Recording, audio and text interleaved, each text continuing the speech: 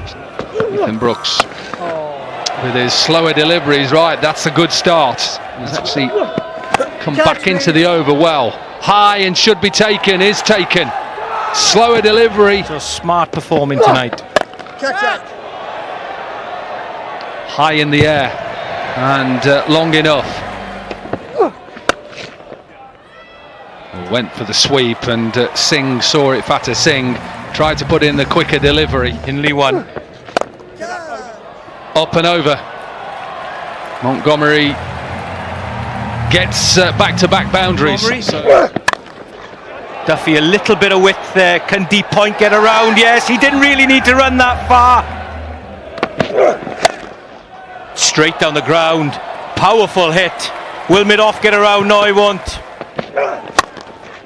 Is this going to get over extra cover? It is. Mid-Off is inside the circle as well.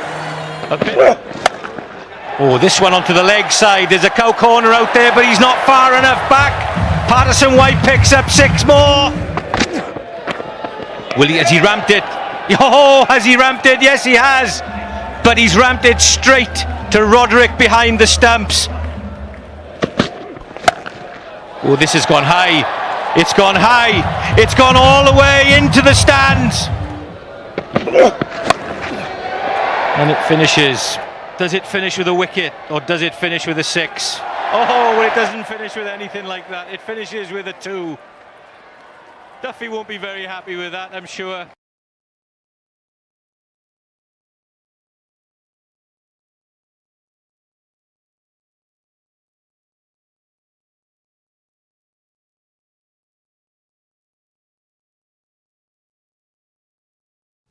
Well, welcome back. I'm joined here by Worcester Rapids bowler Tom Taylor. Tom, thank you for taking the time to join us. We're going to have a little look back at last weekend, what went well, how positive that trip to Nottingham was, and a little look ahead to this weekend as well. So I guess starting with last week, 2 games, 2 days. Blast Nature's pretty quick turnaround. Tough on Friday night, but then wrote loads of wrongs at Nottingham on Saturday with a pretty complete team performance. Yeah, definitely. It was amazing sort of game. Hosey played amazingly, and Cash also getting us off after a little bit of a interesting start from Dolly. So it was to get that score was amazing, and we bowled really well as a group as well. So it was a good win. Yeah. And you felt at the halfway stage, 205, 206 on the board. Good competitive score, confident going into bowl. Yeah, it was a good score. Yeah, you can never be too certain at Trent Bridge. There's a little bit of a short side and a wind over that way, and it's a really good pitch. So you can never be too confident. But it was certainly slightly above par score with what we thought had been. Sort of it was a fresh wicket which had sat under covers all day. So it was a good score, and we were happy with it. Yeah. And I guess a crucial part of that, you mentioned Hosey's knock there, but in amongst his innings was 2 or 3 really good partnerships. Ethan Brooks and Cash, they both put together 50 partnerships. How important is it, as well as the bowling front as well, you guys coming together and bowling in spells, how important, something you've spoken about a lot I know, but is that into turning those close ones into wins? Yeah, well, it's something that we weren't quite able to do last year, but I mean, just speaking about that innings for Hosey to go and get 90, he deserved 100 definitely. But it allows people to come in and play those little cameos. It's when you're losing wickets consistently, you can never quite get going. Yeah. He was quite a mainstay throughout. He batted almost, 19 overs. So that's really good, consistent person to be going in. Same with the ball. You want to be bowling in partnerships, and it can never be as consistent with the bowling group, but you want to be all on the same page, and we were able to do that. Stuck to our plans really well, and got the win. And another key thing that was really noticeable from afar was Brett was constantly changing. There's a lot of rotation in the bowling. Is that something that you knew was going to happen before the innings? Is that something you have to just be ready for? Yeah, you kind of just have to be ready. Really, we kind of know roughly what the power play is going to look like, and then sort of the 7th over you're going to be looking to Fats or Hinners or Ethan to be coming in, a slow bowl to come in. But it's kind of just like whatever Brett feels at the time he's going to go with. So you have to be ready. For sure. And then we look ahead to this Friday, another big one back at home. Lancashire played them in the first game of the competition, lost by 7 runs up at Emirates Old Trafford. Yeah. So you kind of know what to expect. Powerful batting lineup, 2 explosive opening batters. From a bowling point of view, what is the plan? What have you spoken about? How are you going to nullify those guys and get the job done here? Yeah, well, I think it'll be a different surface that we'll see them on. Sort of from what the lads played at Old Trafford, it seemed to be a massively friendly power play, batting wicket. A lot of runs were scored in both power plays, just for us and for them. Whereas the power plays can be a little bit more challenging here. It's more seamer friendly, I'd say.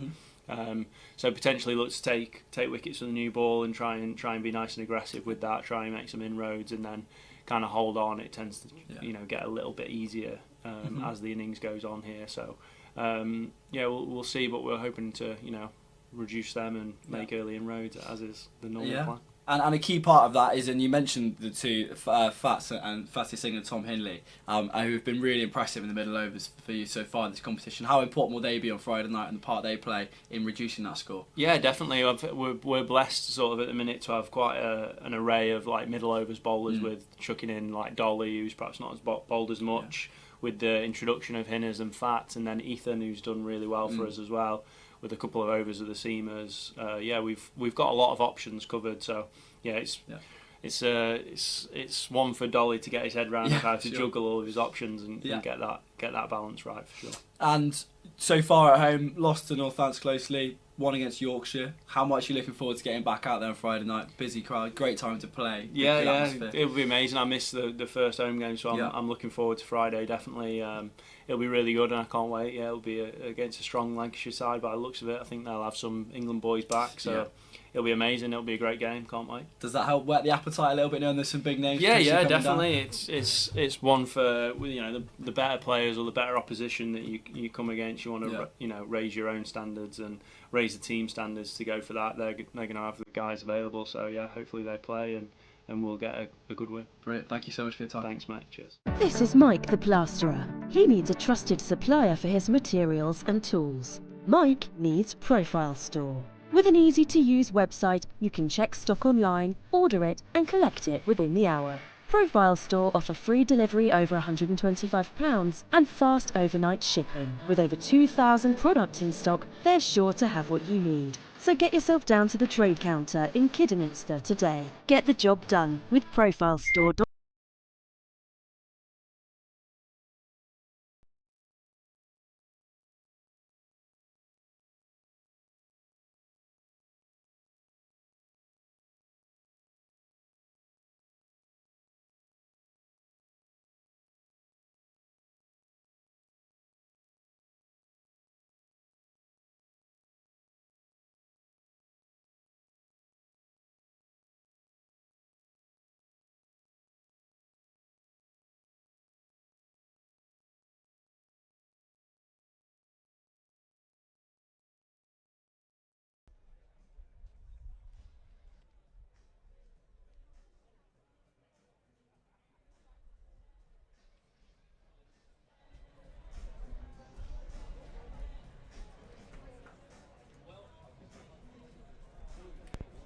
Well, good evening and welcome to Visit Worcestershire New Road for the latest instalment of the T20 Blast 2025.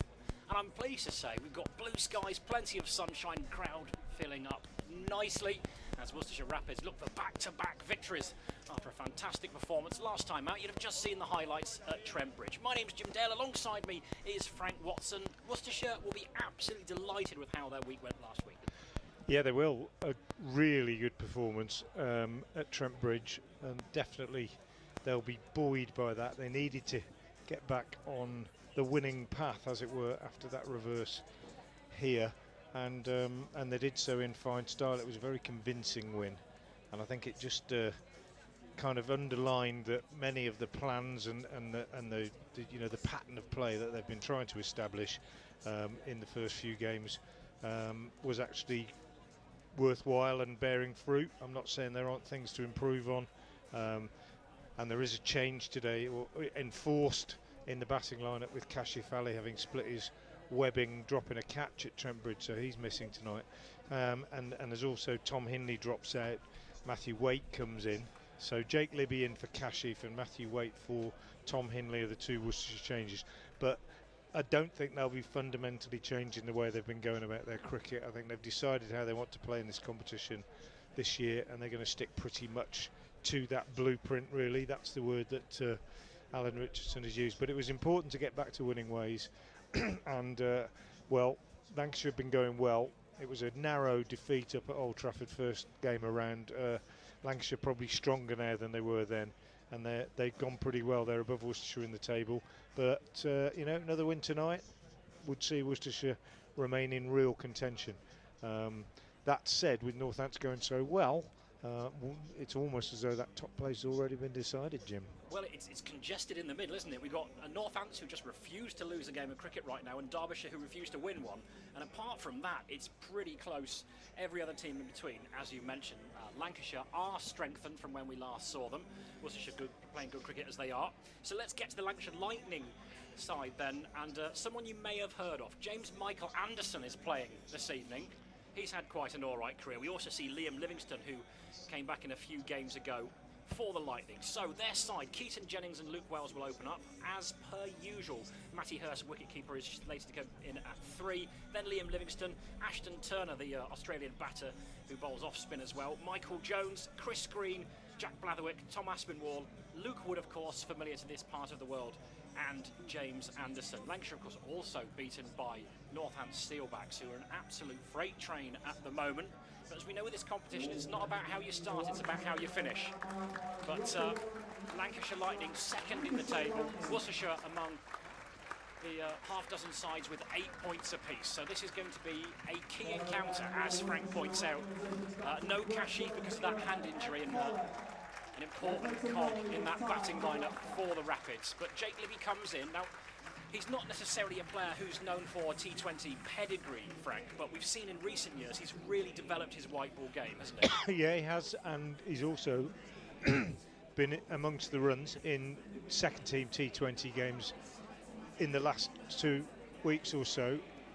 Almost seems to have got runs every time I've looked at the scorecard. I'm sure that's not exactly the case, but he's in reasonable nick, I would say. So it's a sound enough change, and there's every reason for Worcestershire to strengthen their batting a little bit when you look at the power in this Lancashire Lightning bowling lineup. Luke Wood, James Anderson, Tom Aspinwall, really good T20 bowler in my opinion. Luke Wells, very, very handy.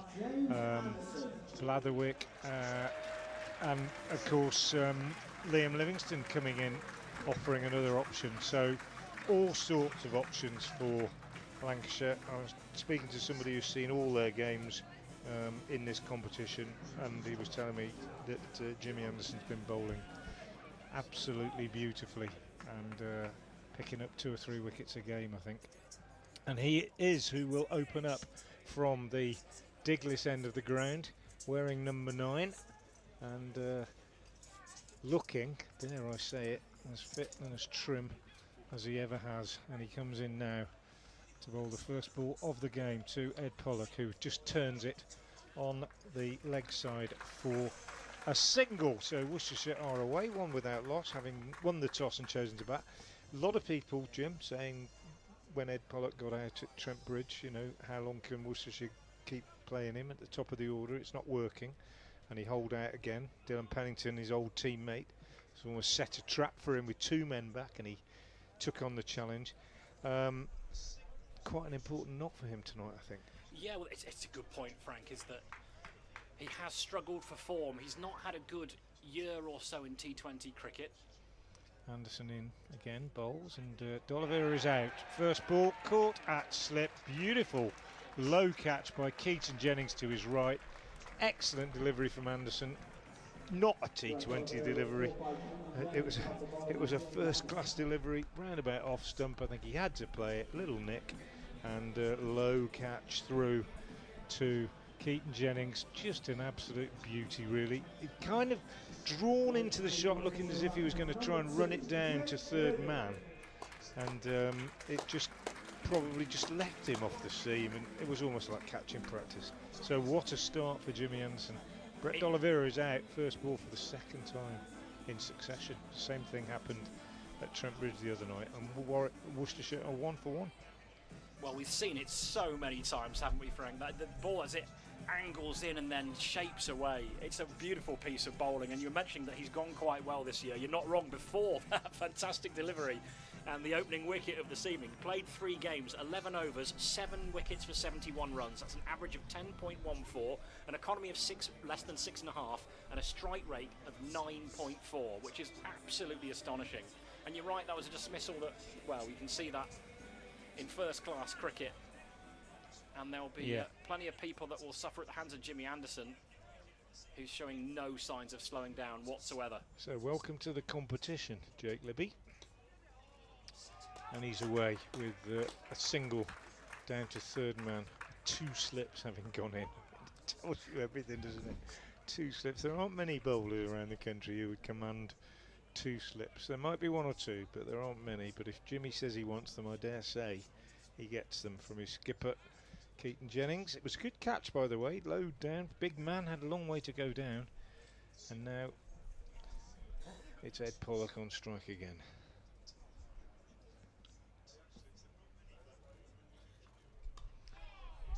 Just gets a single. Dropping this one down on the onside, that won't worry Lancashire too much at all. Well, there's nothing like England's greatest ever to focus the mind when you're in a bit of a rough patch, Frank. And it'll be interesting actually, because had Kashif not been injured, there'd have been reason to believe that Libby might well have made it into the side anyway. So this is a real opportunity for Ed Pollock to prove his mettle here. But there'll be an examination from the other end as well, which we'll get to in due course, of course. Anderson still working his way through the first over. Libby on the back foot this time, no run. Yeah, I think what might help Ed Pollock in a funny sort of way is the fact that, you know, having lost that early wicket, Jimmy Anderson probably bowled 3 overs in this spell, I would imagine. He probably can't really play his usual expansive game quite to the extent that he likes to. And that might just be a benefit. First boundary of the night from Jake Libby. Lovely shot off the back foot, square cut. He likes a bit of width, does Jake Libby, and he doesn't miss out. Nice way to end what was a successful over for the Lightning. At the end of it, Worcestershire 7 for 1. The man out, D'Oliveira, first ball, caught at slip. And a great start for Jimmy Anderson. And from the other end, the small matter of Luke Wood bowling his 85, 90 mile an hour left arm seam. Well, he's worn an England shirt himself, not quite as many times as his fellow opening bowler. But that's a good point, Frank, isn't it, about when you're up against Jimmy Anderson, the ball's moving, you've lost an early wicket, that Pollock just has to perhaps reassess his role here, and it might do him a favour. It's a lovely shot by Jake Libby, by the way, right on his toes, wasn't it? And again, wouldn't have been out of place in the county championship, but here we are on a beautiful Friday evening at Visit Worcestershire New Road in the T20 Blast. So Luke Wood from the New Road end. Of course, a very famous loan he had here in his Nottinghamshire days. Ripped on the pad, big shout and given.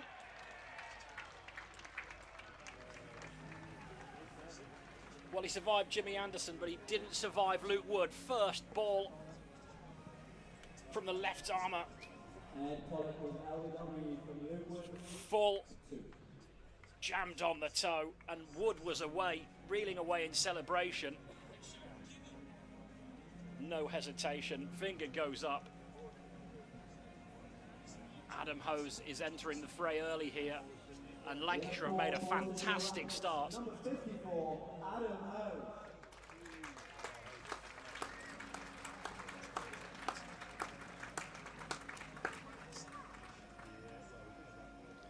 Well, less than a week ago, Adam Hose, we saw vintage Adam Hose actually, Frank, he's been quiet-ish last year. He was decent, but not vintage Hose, but last Saturday he was absolutely superb. He was. He rated it right up there with almost any innings that he's played in T20 cricket, certainly in the last 3 or 4 years. Second highest score of the season, I think Keaton Jennings holds the highest, so we've got the 2 highest scoring individual batters in the competition on show tonight. Ed Pollock's poor form continues. Luke Wood dismisses him for the second time. He got him out in the game at Old Trafford. Adam Hose, as you say, played brilliantly the other night. Made 13 in the game up at Old Trafford at the start of the campaign. When he's playing, getting inside the line and playing inside out over extra cover, that's when Hose is really on it. In comes Wood again. Solid. In behind that. Warwickshire man. We're sitting square on to the wicket here, and although we are able to see the action from behind the arm on our monitors, but one thing that you notice when you sit square on is bowlers' run-ups, and sometimes certain bowlers struggle, certain bowlers are more rhythmic, certain bowlers you think, how on earth do they manage to get there at all? Just watch Luke Wood, it's so athletic, very smooth. Testing the middle of the pitch there. Very smooth, long strides quite early in his run-up, and he accelerates and hits the crease. I always like to see that, rather than bowlers who maybe, just maybe lose momentum as they reach the crease, which some do. But everything's right with Luke Wood. Good rhythm, and that's why he's quite big, but he's not huge. But that's why he gets this real pace. Good athletic approach and really nice rhythm. On his way in again, fuller this time. It's a full toss, driven down the ground. Good bit of fielding. It means that it will just be a single. So Ashton Turner was there. Full length dive. Yes, very economical in movement. Bursts through the popping crease, doesn't he? Yeah, really, all round. Really good. Very impressive Good cricketer. Athlete. Good athlete. Bowls it a pretty fair lick as well. Well, 8 for 2 is the score. It's too early to say rebuild, but pressure is on the Rapids here. Libby on strike. And watchful. Worked into the leg side. And Blatherwick will complete the fielding. It's We'll one of see him those, isn't it? shortly. It's one of those where, all right, they've already lost 2, but Wood, Anderson in the power play. We're not going to have a massive power play here. We're just going to try and get through the power play without too much damage being done. I think that was the feature of the innings at Trent Bridge. Talked to Adam Hose about it afterwards. The fact that perhaps it was just, particularly in the middle overs, just a little bit more measured, plenty of boundaries, but not frantic. Wood then. Cut away, lovely shot. Waited for it. Under the eyes. And an over that started with a wicket, ends with a boundary. Make Worcestershire feel better about it. It's about having the right batters in at the right time, you feel, and I think helps actually Tom Taylor coming back recently. Matt Waite back in the side adds a little bit more firepower to that lower middle order. But you want to have the batters towards the end of the innings that can really accelerate things. So you're right, when you have calibre bowlers like Wood and Anderson, don't let them beat you early. And you got to stay in the game, haven't you? Here is Anderson again. Cut by Libby, but just be a single. The man back at backward point. Blatherwick does the fielding. So nice start from Libby, but I really think it's important not to think, well, power play, we've got to score 50, 60, we've got to. Not necessarily. Not if it means losing 4 wickets. Stay in it. But the team that is setting the standards in this division at the moment, Northants, Steelbacks. I think we said when we saw them here, Jim, and I've certainly heard it said when I've been watching them on television as well, a team that knows its game, almost to the point where they know, everybody knows where they're fielding, they know who's going to bowl when, and they've got it sorted, and David Willey is leading them particularly well. This one down the leg side, a wide from the great man.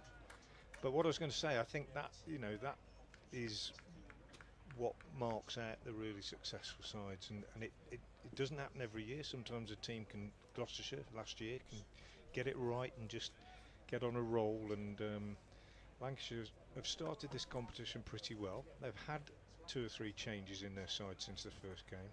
Worcestershire, fewer changes. Also trying to stick to a blueprint, as we said earlier. Another one down the leg side from Jimmy Anderson here, so another wide called by the umpire. But I think if Anderson is fit, if Wood is fit, if they're playing each game, if Livingston is playing, if Lancashire get a settled lineup, they look strong to me. This looks a really good lineup. They've got all bases covered, haven't they? They've got spin options, they've got top class pace bowling options. Just a dot this time as Hose pushes out on the offside. They've also got calibre that aren't quite firing yet, and you kind of figure out people like Ashton Turner, who's been great. He was brilliant for Durham for a couple of years, averaged just under 40 in this competition over 2 years with Durham. He's not really clicked for Lancashire yet, but it won't be long before he figures it out. Yeah. So if they're up there and they're not really firing on all cylinders, then when they do, it's peaking at the right time, isn't it? Hose down the pitch to Anderson, drives, gets quite a lot of it, but a very good diving stop by Aspinwall at mid-wicket means they only get a single.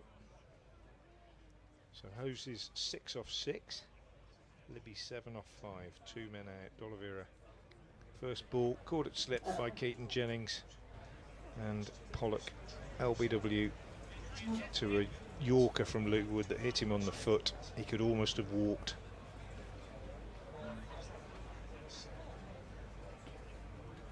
Libby waits, and Anderson drops this short, and Jake Libby, not famous for his big hitting, hits this over mid-wicket for 6, and quite a long way over mid-wicket for 6. Gone halfway up one of the trees on the cathedral side of the ground. So Jimmy Anderson banging it in short, Jake Libby onto it very quickly. Not the longest boundary in the world, cleared it comfortably. First 6 of the night. Well, it just goes to show it doesn't matter who you are. If you half track it at New Road, you're gonna go. Well, much better response. This one is bang on a length.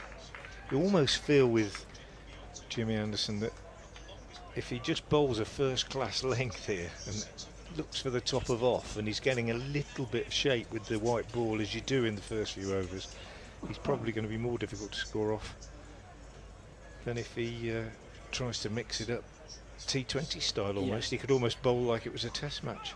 I don't think he needs any cross seamers, does he? He doesn't need any advice from us. Libby drives this one square on the offside, and he'll come back for 2. Good running as Blatherwick comes in to do the fielding.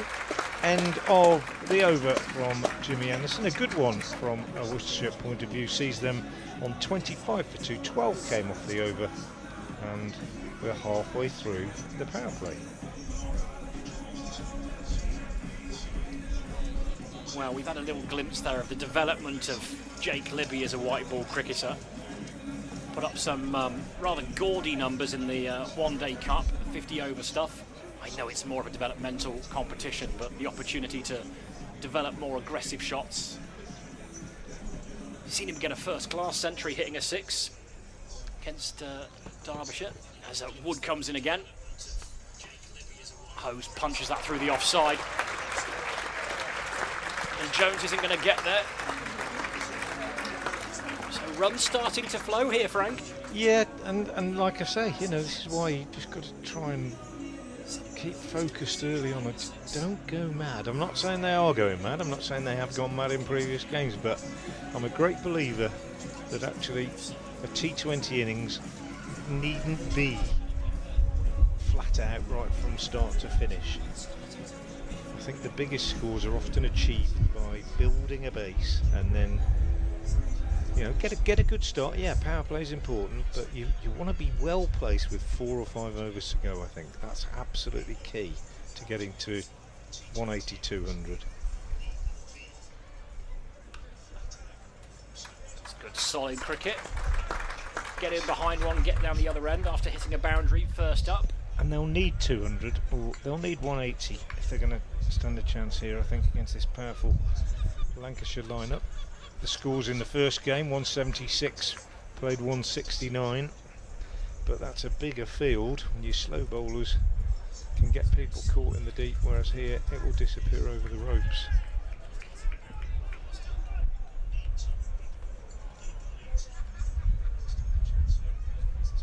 Wood against Libby, full delivery, and watchful as well.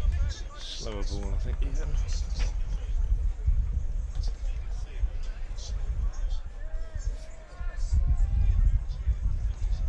I've rarely seen, I don't know if you watched the live stream of the game at Trent Bridge, Jim, but I've rarely seen Adam Hose as pumped up as he was out there in the middle in that game. He was absolutely, really highly motivated during that innings.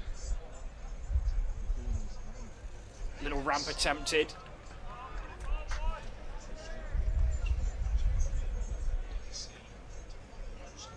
Yes, he was very present. There was a lot of adrenaline as well. Yeah, there was. But then there was. But there must be, I suppose, if you're going to play an innings like that. But you know, even I just sensed it meant a great deal to him on that particular night.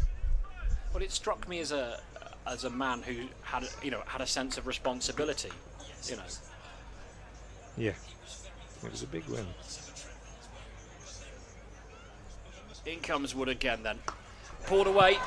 Can Blatherwick get there? Oh, what a catch! Goodness me! What an absolute stunner! Full length What dive. It was a good connection from Libby. And you can hear the applause echoing around Visit Worcestershire New Road, and why not? That's Jack Blatherwick. That's a fast bowler, by the way. An absolutely stunning catch. And Luke Wood celebrates as well. He might. He, like Jake Libby, probably thought that was going to find its way to the boundary rope. Goodness gracious. But Jack Blatherwick had other ideas. Fielding is excellence as standard. Absolutely brilliant. It was amazing. An amazing catch. An amazing catch in any cricket at any time. And just underlining what we've been saying at various times since the start of the year, that and in white ball, in red ball too, I think, you know, the fielding is just out of this world now. And as you say, that's a fast bowler running around the boundary, one of the best fielders in the deep, as he's shown for the last year or two.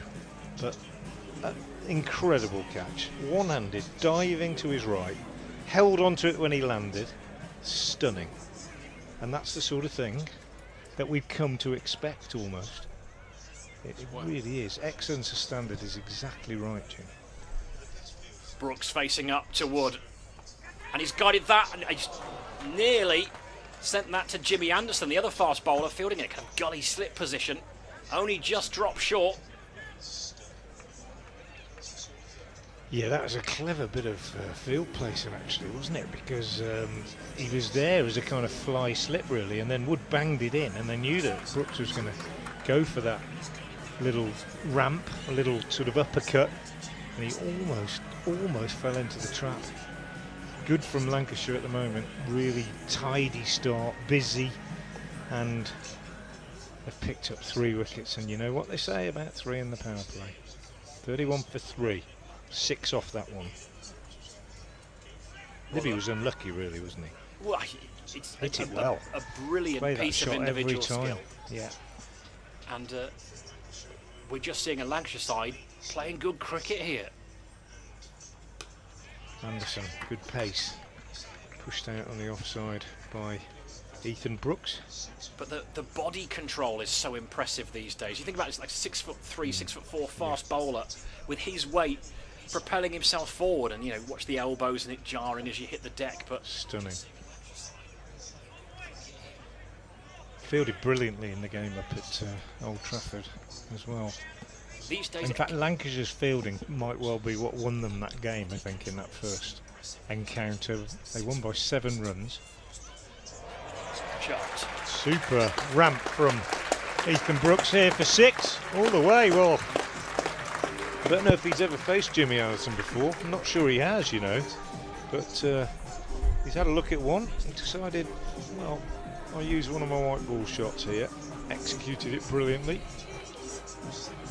Well, he's all the way for 6. He's a very inventive cricketer. Just signed a new contract, which everybody at New Road is delighted with. But I wonder what the great man's response will be to that. 37 for 3. There's a little bit of intent there as well, isn't there? Driven nicely, but no run this time. Well, he's just going back to that game at Old Trafford. Sorry, I was talking about that fielding. The Lancashire know their ground. They knew some of the Worcestershire players and coaches said to me afterwards that 7 runs, that was the difference between the two sides. It was almost getting your boundary riders at exactly the right place, the right angles, the right distance in off the boundary, just to make those shots that might have brought 2 turn into singles. This one is driven down the ground past the diving Anderson and then past the diving mid-off fielder. Doesn't make it all the way to the ropes though, and they get 2. And it was almost as though that little bit of extra local knowledge, just getting your fielders in exactly the right places, exactly the right distances in off the boundary, exactly the right angles to cut the ball off. Worcestershire didn't get many 2s in that game. Lancashire got significantly more 2s and they won by 7 runs. Bit of local knowledge goes a long way. Oh, that's a beauty from Anderson. I've got a clicking right here. It's gone now. No, it's back. No, it's gone. It's fine. I think it's on our effect, Mike. Hope you're not getting it at home.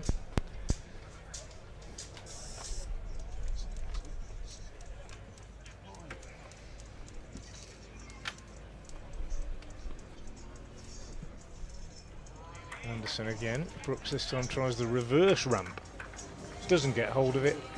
And that is the end of the over from Jimmy Anderson. And if previous games are anything to go by, it'll be the end of his little spell. 8 runs came off that one. 39 for 3 Worcestershire at the end of 5. And I would say, see, if they could get 10 off this next one in a power play, 40 odd. If you were only 2 down, I'd say that was reasonable. It's that 3rd wicket which is so damaging, isn't it? That's the key, and that's why those little individual moments, like that catch, yeah, that can really be the difference.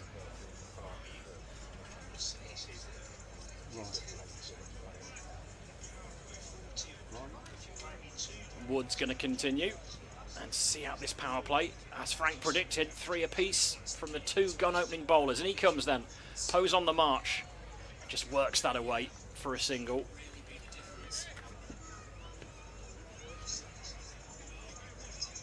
But despite being 3 down, we've seen. I mean, look, we know that Ethan Brooks is a 360 player, kind of classic modern cricketer, prodigious sweeper and scooper, reverse, and he'll do it from ball 1. And we've seen it to good effect this evening already. We've had some top quality seam bowling, 6 hitting, stunning fielding, and we're still in the power play. That's why we love the blast. In comes Wood again. Brooks on strike. Turned around the corner, timed well. But he'll find the man in the deep, so Tom Hartley will do the fielding.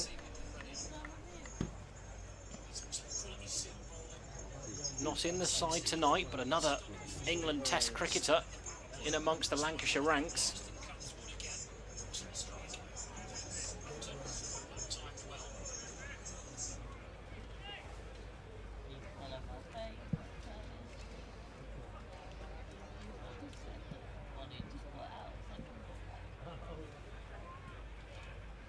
Deep in the crease is Hose. Looking to work that away.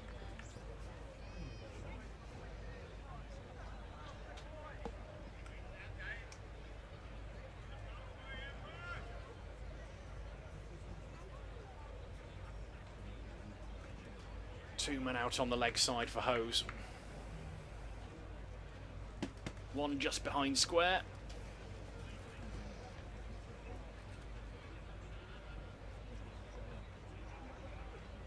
So Woods in again.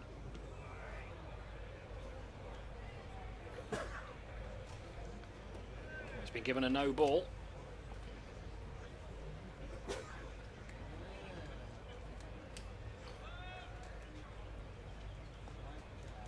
And with the form that Hose is in with his long levers.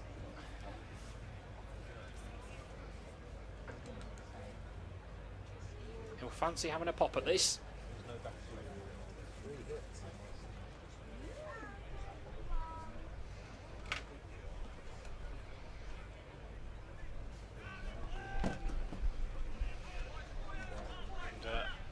Luke Wood is taking his time. Hose has got plenty of time to think about this. In he comes then. It'll be a free hit for the Worcestershire batter. He gives it plenty. A thickish edge, but that's racing away. Hunted down by Michael Jones. So a couple it'll be.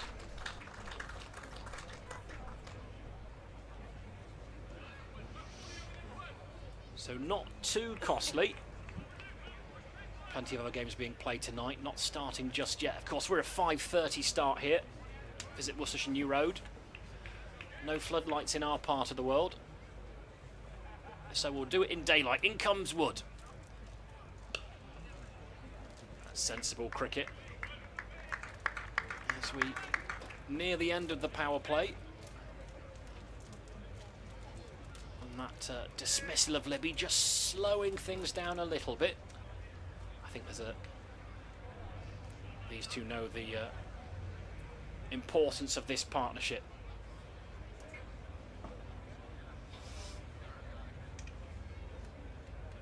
One ball left then of the fielding restrictions, and it'll be Wood sprinting in. Whacked away, there's a man out there, a chance to take a catch, and he's gone.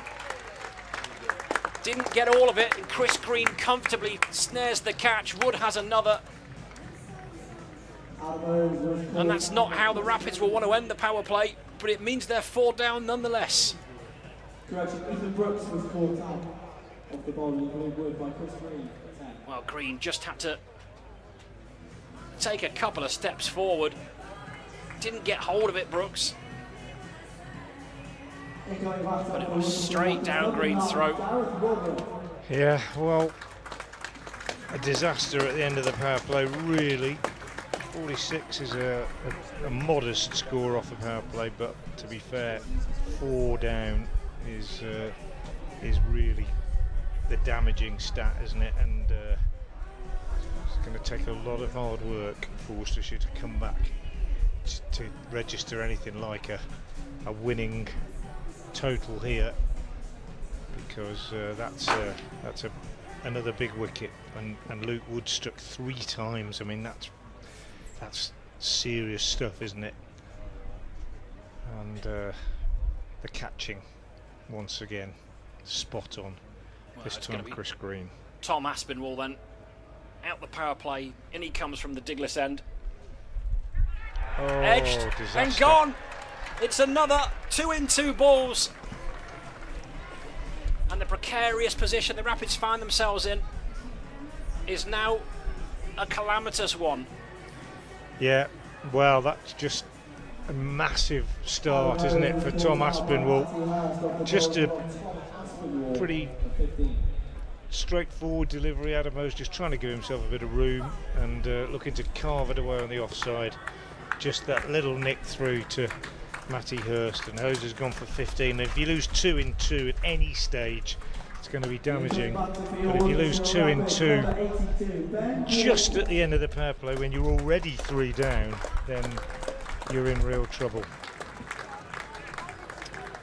So they are in real trouble. 46 for 5. Well, Ben Dwarshus is striding out, and we're only 1 ball out of the power play, and that tells you all you need to know, gang. Yeah, it does. So they have a strengthened lower middle order. Tom Taylor back in the side last weekend. Matt Waite back in the side this weekend, and already they've got some serious heavy listing to contend with. Indeed they have. Here's Aspinwall, wicket with his first ball into Dorset's little inside edge. He gets a single. A couple of shout outs, I think, just to take our minds off Worcestershire's plight. Winterfold School Year 8 leavers in the ground tonight. Hope they're all enjoying it, having a good time, getting ready to move on to their new destinations. And young man who's got his exams coming up, as far as I'm aware, and he's a big Worcestershire fan, doesn't get here very often, down on the south coast. Jacob Porter-Jones, good evening to you, Jacob. Hope you're enjoying the coverage, although I suspect, like me, you're probably finding it a little bit of a difficult watch at the moment. Gareth Roderick blocks his first ball. So what do you do now, Jim? Bit of rebuilding here, or what? I think got to be, hasn't it? You just got to settle it down for 4 or 5 overs, surely. I think it depends on what your lineup is and what they're used to. For me, at this point, give your bowlers something to defend. Because what we do know is that we've got a talented bowling attack. There's plenty of variation. Give them something to play with. Aspinwall slightly over pitches on leg stump and clipped by Roderick through mid-wicket. Jimmy Anderson is in pursuit. That's not bad, is it, for a man of 40 years plus, diving full length, flicking it back inside the rope. He wouldn't have done that when he started in the game. He probably would have thought, well, I'm not going to catch that. But now he knows that, as you say, excellence is standard. Great work from the great man. The 50 is up. Worcester have kind of limped there, really, to be fair, but they're 50 for 5. 30 years ago, you'd see the fast bowlers just escort the ball to the boundary and you'd get told off for sliding, wouldn't you, for risk of injury. Aspinwall short. Dorse just pulls it round on the leg side. Another brilliant piece of work from Blatherwick. Out in the deep, diving to his left. Can't make a catch this time, but parrying the ball, and Luke Wells coming round to complete the fielding. So between them, they keep the batters down to 2. Yeah, I think there are 2 approaches here. You either just go aggressive from the outset and just see if you've got a couple of lads who get lucky, and see if you can get yourself out of trouble and post something decent.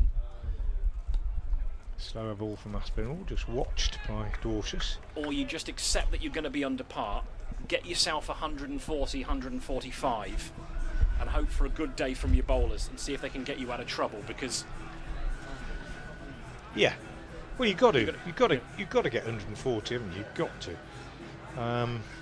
But I know what you mean. There are some schools of thought where they think, well, you just got to go for it and whack it, and if somebody has a day out, and Dorsus is the game of his life, you still might get 180 or something. But more realistically, get yourselves to 140, and I think with it kind of depends who's in, doesn't it?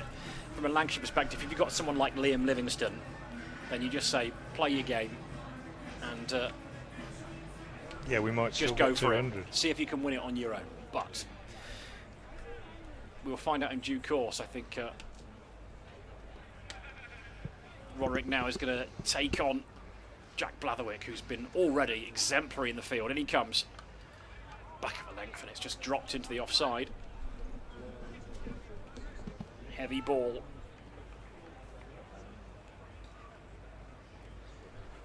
And he's at 27 now, I think, Jack Blatherwick. Because in and out the side, really useful cricketer, but the ability to be a difference maker in the field can be the difference between getting in the side and not, those little margins. Yeah, absolutely.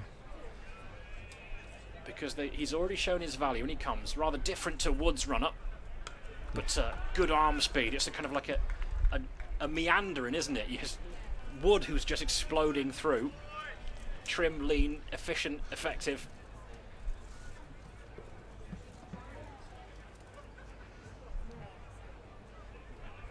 Both effective in their own right, though, of course. Yeah, at the end of the day, it's what happens at the end of it all that matters.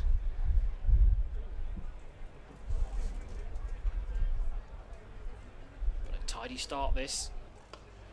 It's a nice looking drive from Roderick. He'll find the man out in the deep on the offside.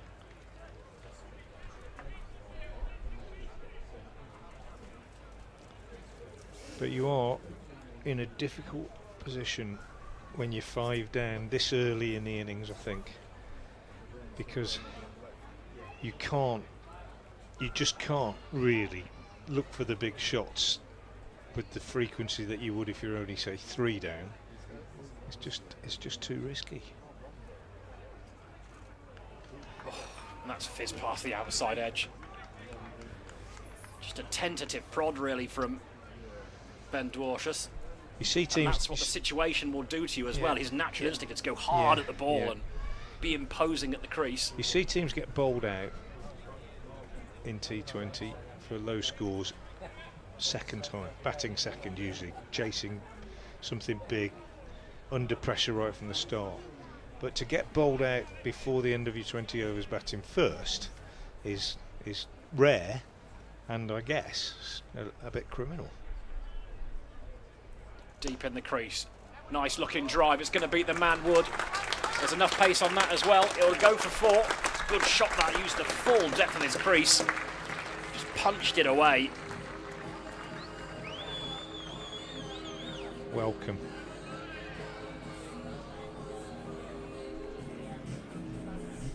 The school leavers, did you get a glimpse of them? Have we seen them around the ground? Are they wearing white shirts with loads of graffiti all over I've it? been tipped off by one of their teachers who is an ex-Worcestershire player, Gavin Haynes, father of Jack, now of Notts, that they were in the ground. Ball away, top edge. Hurst trying to chase it down, but it's dropped in between the wicket keeper running back, Jimmy Anderson. Bit of good fortune. It's very effective cricketer, wasn't he, Gavin Haynes? The rather unconventional bowling style, wasn't it? Yeah. Well, we had this discussion a few weeks ago, talking about bowling, people bowling off the wrong foot, as they say, which is what they used to say about Gavin and Stuart Lampitt. Jack Similarly, Santry as well. but Stuart made that point to me. You know, who says there's a right foot to bowl off? You know, it's exactly what you said actually about run-ups the other day. That who cares? It's what happens. It's where it bounces, isn't it? That really matters. Doesn't matter what your feet are doing. It's where it bounces. And we've got the all-time best example of that here tonight, haven't we? Because Jimmy Anderson doesn't look where he's bowling. His head is looking down at the ground when he releases the ball. You would never in a million years teach somebody to bowl like that, but it happens to be the way that the greatest bowler who's ever played the game has developed his own style, really. You're not missing any cricket, by the way, because a little attention to one of the batsmen from the physio and a little drink for a couple of people, and we're going to see the first spin. So yeah, Chris Green's going to have a bowl. So no Hartley this evening, no Hindley for Worcestershire Rapids either. So less slow bowling than usual on this surface. Let's see how he goes with his orange boots. Well, he's bowled well, hasn't he, in this competition so far? In most of the games, he's also caught well, and he's been quite an integral part of this Lancashire side so far.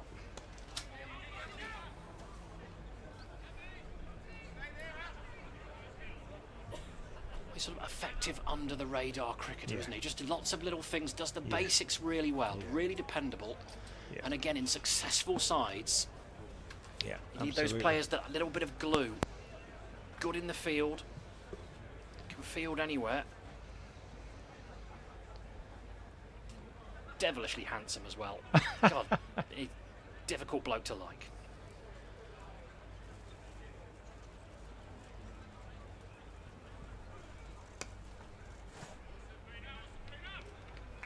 Good start for Green. Tidy.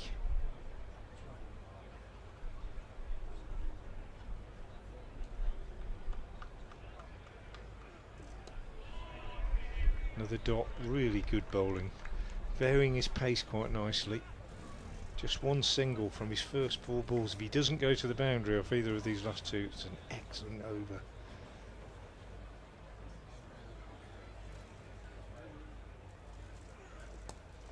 But that is a clever cricket shot, and he does go to the boundary. Well executed reverse sweep from Gareth Roderick. 100 for Markram in the World Test final, putting South Africa on the verge. Just seen that flash up, that's why we mentioned it.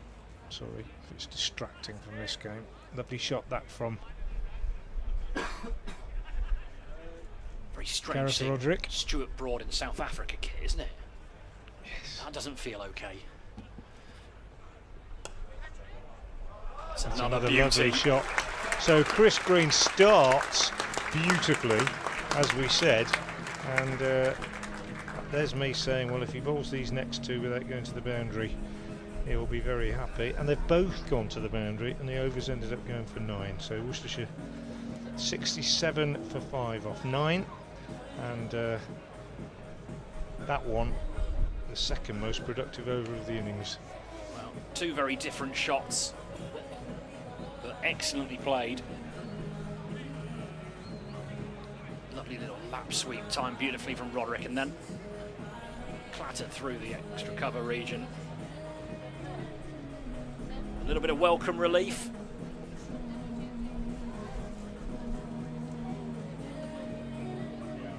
So, run rate up towards 7.5.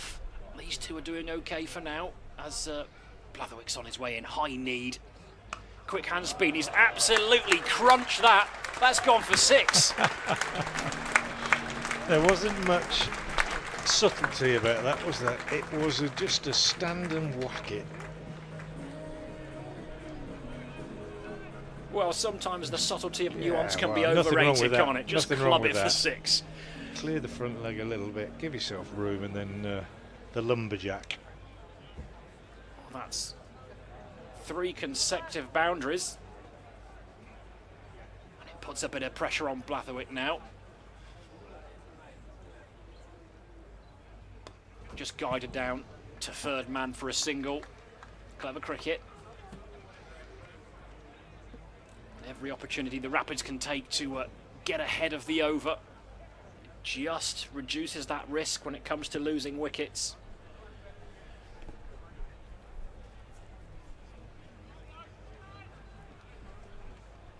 Three men out on the leg side now. Fine leg, deep backward square, deep mid wicket. Roderick on strike. Short again.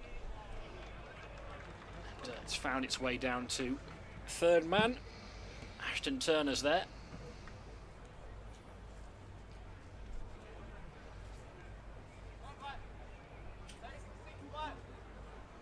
Just got to get through to 15 without losing more than maybe one more wicket, I would say, if they're going to have any chance of posting that 140 or so that you were suggesting might just keep them in the game. Well, since clattering that big 6 first ball up, we're dealing in singles, and I think at this point that's okay. If they come away with 11 from the over and unscathed, they'll be happy. Yeah. But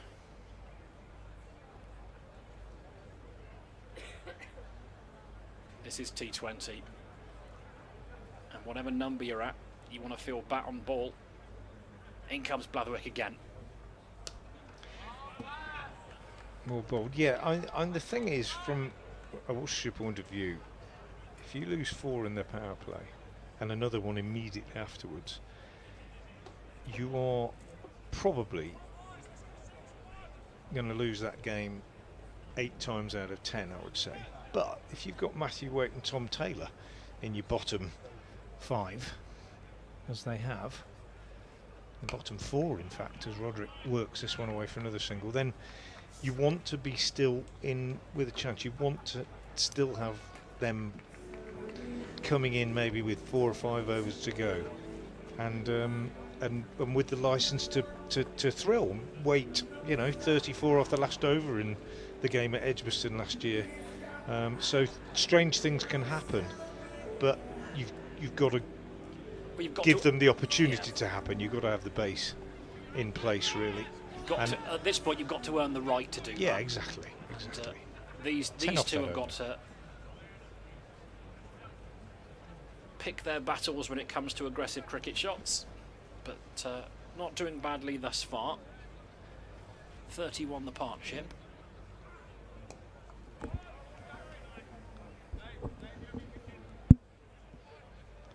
.32 now, as Chris Green's first ball is swept by Roderick. He likes a sweep, Gareth Roderick.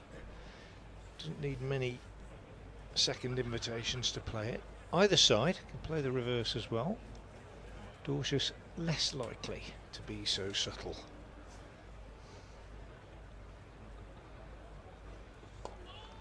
Can't do much with that one. Well bowled from Chris Green. Quicker in the block hole. Clever. Varies his pace nicely.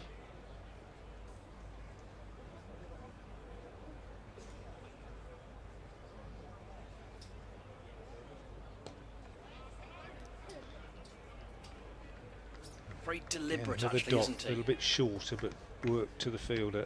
You can even just see him give that breath at the end of his mark as the shoulders go up and down. Yeah, just composing himself. There He it knows is. his game, doesn't he? Single this time for Dorsius. Will they come back for two? No. Roderick initially thought about it, but Ashton turned too quick over the ground. This is where we were in the last over, Frank, from Green. Yeah. Yes, indeed. 4 respectable deliveries, just 2 singles. Worcestershire need a boundary, but they can't get it. Just a single again as Roderick works this up to long on. Need a boundary off this one. Dorsius will be looking for it. Consequently, the field changes. Got a man going out to deep mid-wicket, so we've got 3 men on the leg side boundary now. Will Dorsius take them on? It's not the biggest here at New Road. Can't take them on. That's nicely bowled by Green. Pushed through and just a single. Excellent over from Chris Green. Just 4 singles coming from it. Really good at this stage. 11 gone, Worcestershire 81 for 5.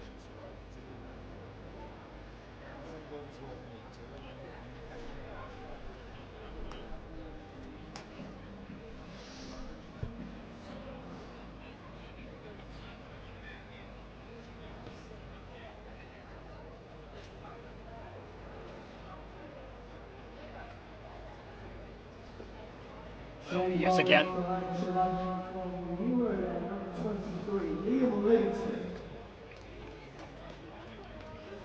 Dorsius intending to kick. Haven't even seen Luke Wells bowling yet. Key bowler in the first game up at Old Trafford. 4 overs, 1 for 24 in that one. But not even in the first 6 bowlers used tonight. Liam Livingstone preferred with his mixture. Well, yeah, he likes to move the ball away, doesn't he, from the blades? This will be a leggy, most likely. Cut away. Ball's wrist spin to the left-handers, finger spin to the right. It's no mean feat to be able to do both in the same over.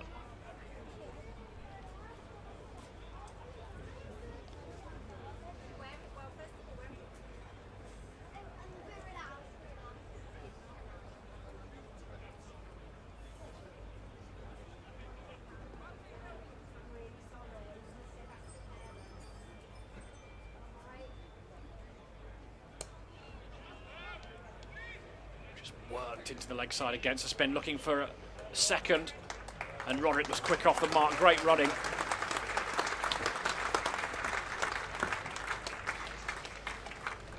Yeah, useful, but not quite as good as Ben Callaway's variations for Glamorgan. Oh my goodness, yeah. Incredible. Different arms, absolutely astonishing.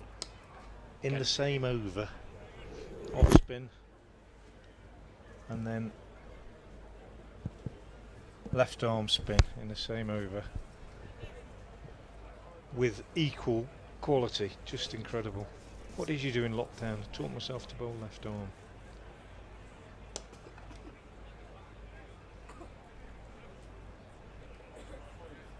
I mean, the amount of consideration to the mechanics of that.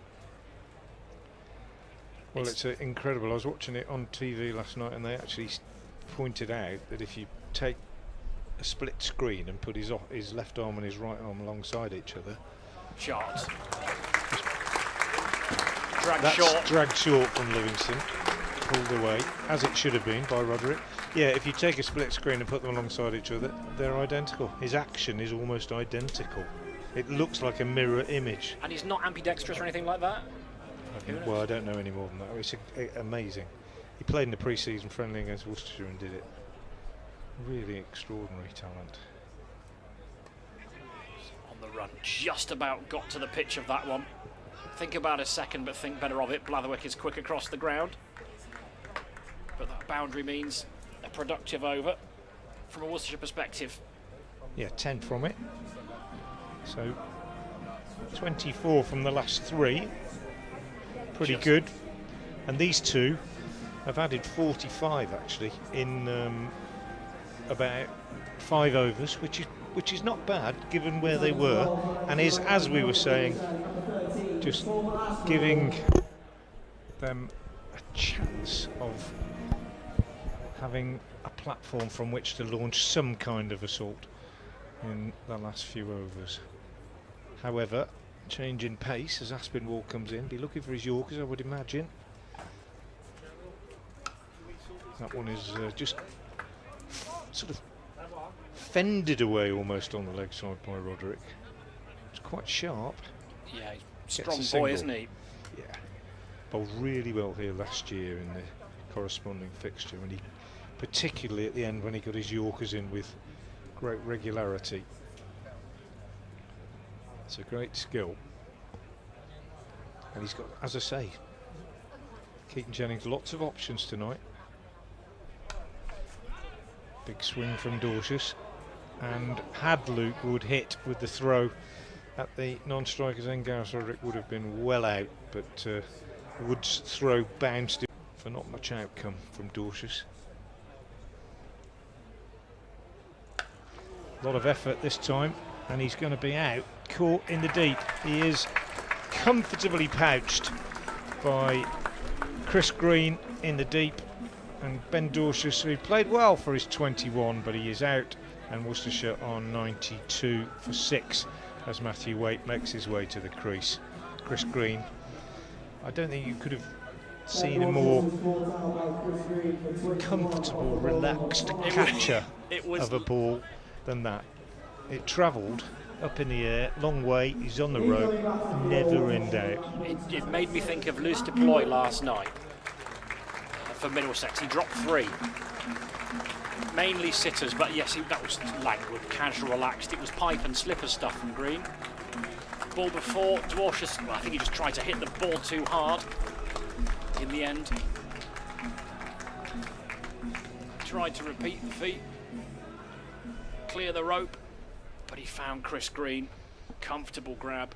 In comes Matt Waite, his first bat of this T20 Blast campaign.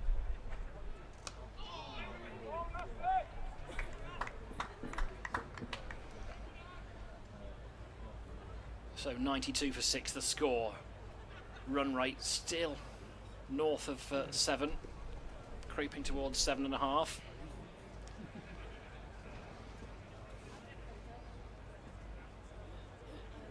Important wicket from a Lancashire perspective though. Partnership was building nicely.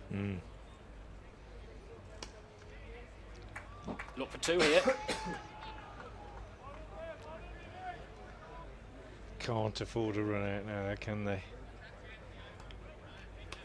No, they can't give anything. These two, if these two are still together with, say, 16 gone, and you've got Fateh Singh and Tom Taylor still to come, who can both strike the ball well, but you've still got Wood and Anderson with 1 each left as well. Pulled away for a single by Roderick. Good over from Aspinwall, picked up the wicket, just 3 runs conceded, and that's pretty good effort in the 13th over. I think there's a nice balance to this Lancashire attack, isn't there? And we're going to see Luke Wells now. So Luke Wells is the 7th bowler used. As I say, Anderson and Wood have still got an over left each. Wood stunning, really, 3 for 19 in his first spell. And they're nicely backed up, aren't they, by Blatherwick and Green in particular. It just feels a nicely balanced attack with lots of options, all bases covered, great experience, quite a lot of variation, because now you've got Luke Wells with a very different kind of slow bowling from that we've seen from Livingston and Green. Well, that's short. It's clubbed away. It's going to beat Luke Wood, and it's going to be 4. Well, you're right. There's one of every flavour, isn't there? And yeah. Luke Wells is a very effective cricketer. That was a clever shot by Roderick, because it's short, looked like a ball that you would be looking to pull, and he's actually cross-batted it straight back over the bowler's head. Bowls quite a lot of googlies, doesn't he, Luke Wells? Fuller this time, driven down the ground. They'll take a comfortable one. But he really pushes it through. He's not one for Luke to drift. Almost as many googlies as leg spares, I think.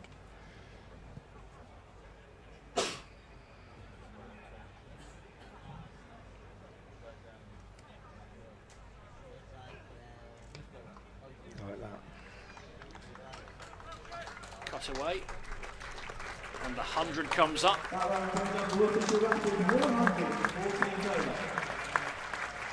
So Roderick. Can they get another 50? I think they'll be aiming for that, won't they? And doing a good job for his side here. Ever dependable Gareth Roderick, 31 from 22 as Wells comes in again. And that's just dabbed down for a single. So 4 off the first ball. It's out for 10s, weren't they? Oh, absolutely, yeah. Bearing in mind who's going to bowl the last 2, probably.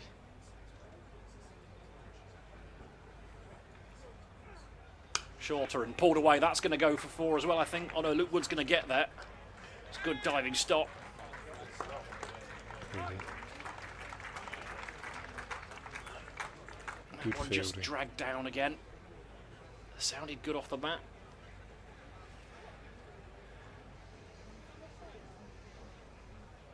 Last ball of the 14th over then. And again, just dabbed away.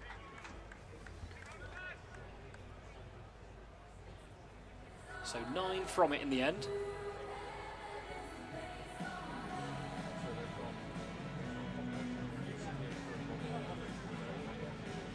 A 103 from 14.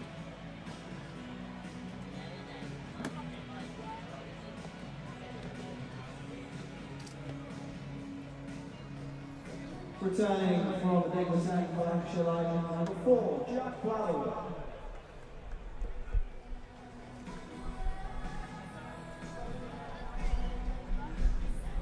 So a change of ends for Jack Blatherwick.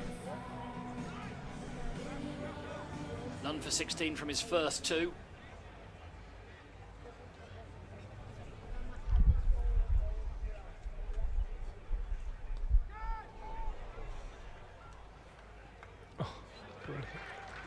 Fielding's been top class tonight, hasn't it? Chris Green again down there? No. It was, Jones. yeah. Just brilliant. Pace round the boundary, sliding stop. High standard stuff. Good shot from Roderick, though.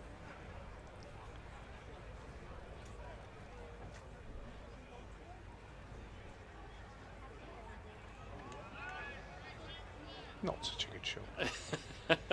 He tries to find. He has to find a way, Gareth Roderick, doesn't he? It's not his natural game, I wouldn't have thought, to sort of score at 10s, but he finds a way. He's an inventive cricketer. Cross back over the bowler's head, a little reverse here and there.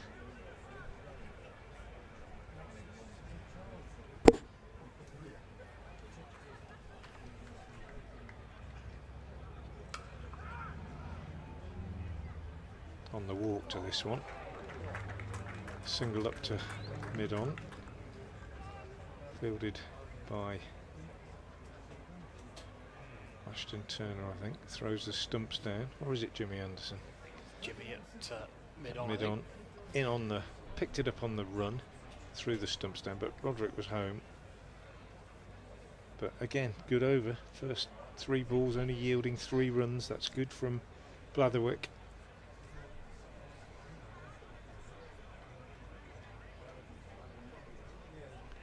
And that's good too, short, and Roderick on the walk has to take evasive action in the end. Clever bit of bowling. Dots, so important. Not the quickest, but hit the deck hard with that one. Lovely evening.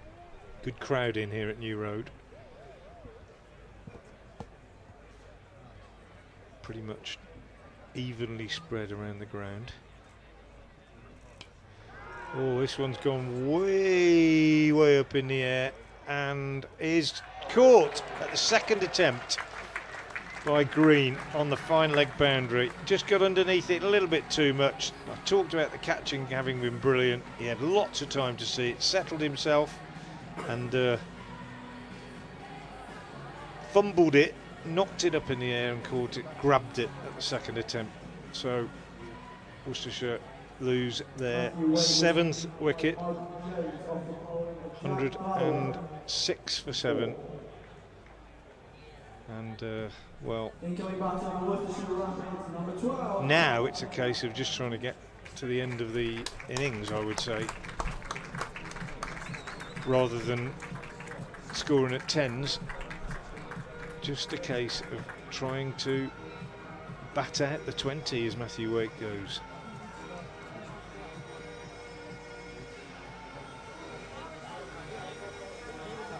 Well, it's a well-directed bumper. It's worth going for. It was big, thick top edge, wasn't there? And it still meant that Michael Jones had to really watch right on the boundary rope. Did I say Green? Sorry, it was Jones, wasn't it? Yeah. He had lots of time, didn't he? He stood underneath it, waiting for it to come down. But they've been pretty faultless in the field. Thanks. Taylor, the new man. Cracking first delivery from Blatherwick. Followed up a couple of short ones with an absolute beauty of a Yorker. Taylor does well not to let that one squeeze through. End of the over, really good over. Just 3 runs coming from it. 106 for 7 with 5 to go. I think that 140, they'd snap your hand off now. Where are we? 106 for 7. 5 overs to go. Change bowling for Lancashire at New Road, number 9, James Anderson. So James Anderson from the New Road End, change of ends for him.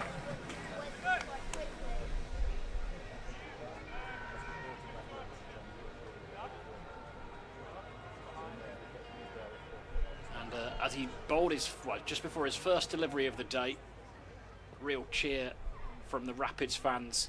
They appreciate what they're seeing in Anderson. In he comes. Worked away to the leg side.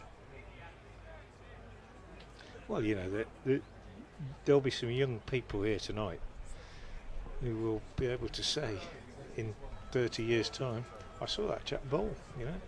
It wasn't a test match, but I was in my Winterfold School Year 8 Leavers group. Yeah, well, I and mean, saw these the things greatest matter, bowler in the history of the game bowl. Yeah, absolutely. Only bowled 4 overs. And we saw the queue when Joss Butler was down here last. The queue for the autographs. There's Anderson in again. Taylor waits. This one off the bat rather than the pad, but the outcome's the same. Into the leg side, single taken. And Blatherwick is in the game. Completing the fielding. There is something about the feel of a live sporting venue, whatever that sport is. I was going to say. And it just, and when you see somebody who is, I mean, Jimmy Anderson is iconic. It's not just a good cricketer. He's, you know, he's an all-time great. So the more we see of the like, the better. And that's a thickish edge, and there's a chance for another wicket here, and it's taken. So Anderson gets his second. Rapids are 8 down.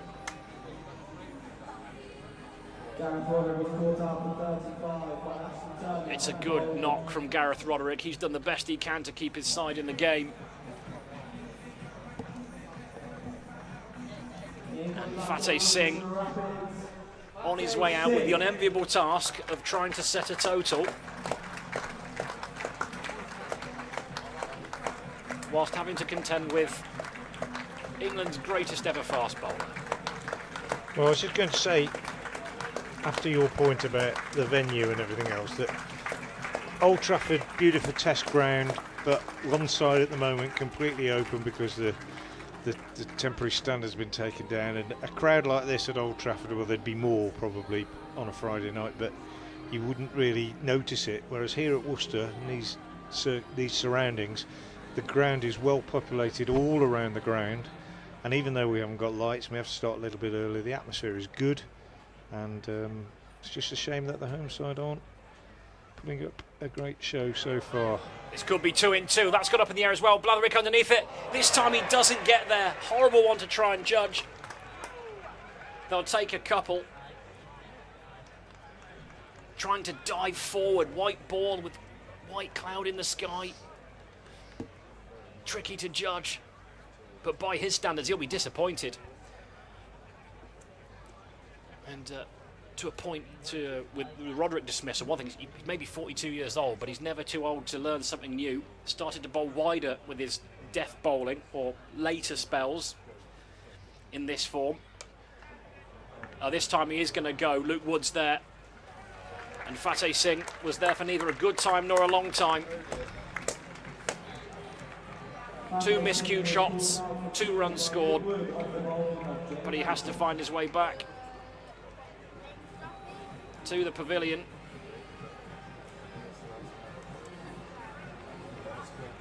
And I'd say, it was frenetic at best, but you feel with a few deliveries left of Jimmy Anderson, you might be better off just to leave him alone. That's the 6th batter that's been caught off a skyer. I think that tells its own story, doesn't it? I honestly don't think that the policy has been particularly appropriate tonight from the Worcestershire batters. You've got to use your overs up. And that, as I say, D'Oliveira caught at slip, Pollock LBW, Hose caught behind. All the rest of the batters have been caught off attempted big hits. Anderson's last ball, bouncer. It's going to be a wide, so we're going to go again. But what we saw is that when he bowls slightly later in the innings, he will offer more width and ask batters down the order to try and chase it. We even saw with Roderick there trying to play a shot to the leg side. It was 3 stumps wide of off stump, losing his shape, nicking off, and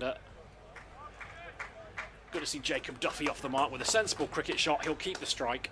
He'll fancy this, Frank, I think. 4 overs to go. 112 for 9 is the score. And you're right, you feel, while the aim is to be aggressive, to try and be on the front foot, you've also got to respect what's in front of you. Yeah, I'm not for a minute suggesting that anybody deliberately blew it. I mean, Gareth Roderick got 35 off 28 balls, given what was going on around him, played pretty well. Ben Dawes just entitled to play like that because that's what he does. This break off as new over begins from Aspinwall, and Duffy gets another single. But I don't know. Somebody might argue that you've got to try and hit 4s and 6s if you're going to get a decent score, but I'm not convinced that the most important priority isn't using up your full allocation of overs. So Taylor gets a single off this one.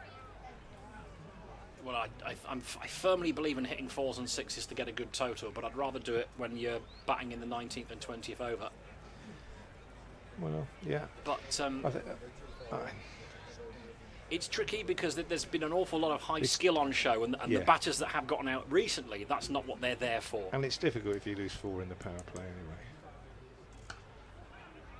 Well bowled. It's been good bowling, let's be honest, from all of the Lancashire bowlers really. James Anderson 3 for 32 from his completed 4. Fleetwood 3 for 19. Tom Aspinwall 2 for 10 so far. Blatherwick 1 for 19, has bowled very nicely for 3 overs. They've caught well, they've fielded well. Leg by here as Duffy attempts to play that one away on the leg side. No Kashif Ali tonight, which is key. And you think about the other 3 players: D'Oliveira, Hose, and Brooks. Those 4, those are the 4 players that have to do a lot of work if Worcestershire are going to get those big totals up around 180, 200. D'Oliveira, no score, 15 for Hose, 10 for Brooks. And an appeal off this one, gathered by Matty Hurst, and everybody seemed to think, well, that was it. The Lancashire players just basically thought, here we go, it's all over. Half an appeal, don't need any more, it's obvious. And Tom Taylor says, no, didn't hit that, stay in there, and the umpire agrees with him. Russell Warren standing at the Diglis end. So he lives to fight another day or another ball.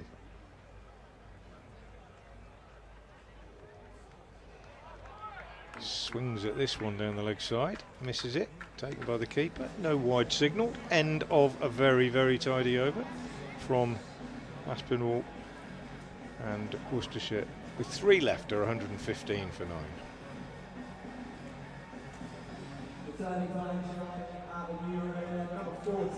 Well, 106 for 6 turned into 110 for 9 in the space of just 6 deliveries.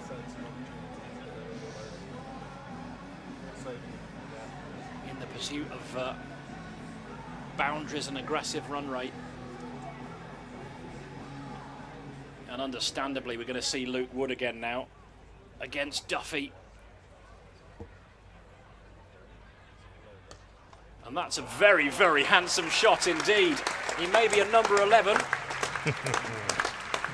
You won't see many prettier shots than that this evening. I don't think the next one will be full of length.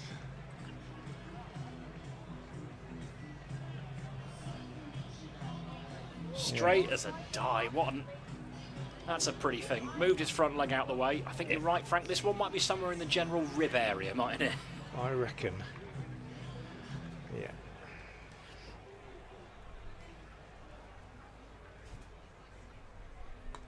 Hooked away. Is there enough on that? You bet there is. That's gone. 6 runs. Well, we knew it was going to be short. Jacob Duffy knew it was going to be short as well, I think. And he thought, well, I reckon I know what's coming here. And he got into position early. Actually didn't get into much position at all, really. Didn't move his feet that much. But then he knew it was coming, just swung it away. He's a big, strong man, big, heavy bat. Probably a top edge, but it's gone all the way. So 125. Might still get that 140. That's the spirit, Frank. That's what we like. Just got on top of that one, took the single. Easy as that, lads. That's how you bat. That's what your number 11's saying. He moves on to 13.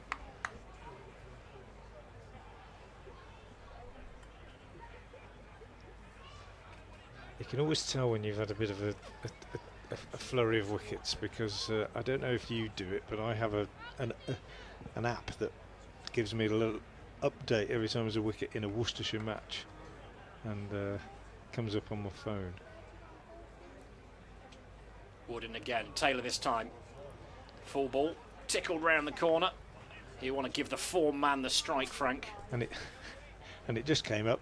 3 updates. Well, at once. So there you go. 3 in how many balls was it, did you say, Jim? 3 in 6 deliveries. Yeah, there you go. They couldn't keep up. Typing away furiously. Well, Not good. 127 for 9 is the score. Not good if you're a Pears fan, but good if you're a Lancashire fan. They've been very good tonight, the Lightning. Again. Good shot from Duffy. Think about 2. Good running as well.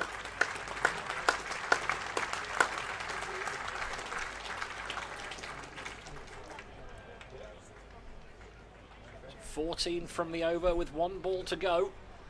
Duffy on to 15. Don't get out.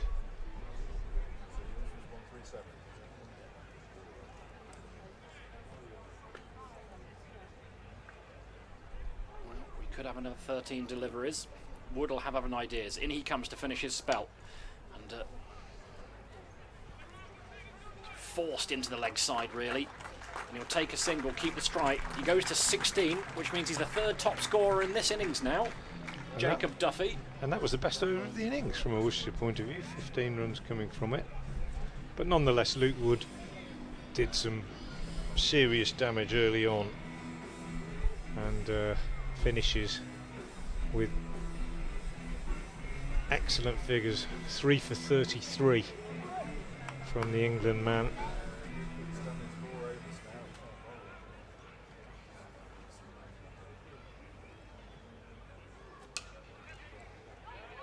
Another run for Duffy here, just squeezing this one up to mid-on. Aspinwall pretty good too. 2 for 13 so far, 2 for 12. Talented Just cricketer. 5 balls left. He's a really good bowler in this format, isn't he? Really Only is. played This only 14th game he's played. I think only Just 11th T20 game, which is a surprise. I know he's a young lad, but it feels like he's been around for a bit, you know. Well, that's to his credit, isn't it? And when he plays, he doesn't look like a rookie, does he? Strong shoulders as well. Burly lad. Short this time though, pulled round by Taylor, straight to the fielder on the square leg boundary though, but Worcestershire still alive in the 19th. So who's going to bowl the 20th for you? It's got to be Blatherwick, I would have thought, isn't it? I would have thought so, yeah. They've all bowled well. Has he got Duffy's that? gone big this time. Oh yes, mighty heave across the line. So that 140 is definitely going to be on the radar now. 138 for 9. Blatherwick loosening up as we speak, actually, in front of our commentary position, suggesting if there is a last over, he will bowl it. Aspinwall has gone the distance for the first time. Wow. The Rapids 138 for 9. Jacob Duffy, 2nd top scorer. Never good when it's your number 11, but he's trying to make a game of it.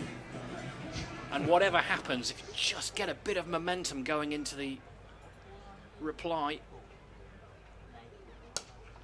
Well, gets another single. Nice drive out on the offside. Can they take it to the last over? 8 deliveries left. Just staying alive. Other BG's records are available.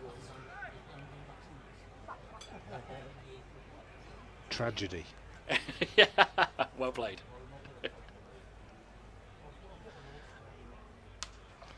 This one's short, hammered with a cross bat down the ground by Taylor. They'll pick up 2. So the 140 is up. And I think we agreed, Jim, that we would regard that as a minimum slightly competitive score. In other words, gives you a chance. You'd have to bowl brilliantly, they'd have to bat badly, but at least you've now got a game. You've got a game, yeah. Cut this one. Diving Great. stop. Really good work. Jimmy From Anderson. who? Jimmy Anderson. Diving away at backward point. How old? Great from the great man. End of the over though. They're still going strong, Worcestershire. They're still in it. 12 off that one. 142 for 9 with 1 left. And believe it or not, this pair have already put on 32 for this last wicket. So it is As we Blatherwick. suspected, yeah, it is Blatherwick.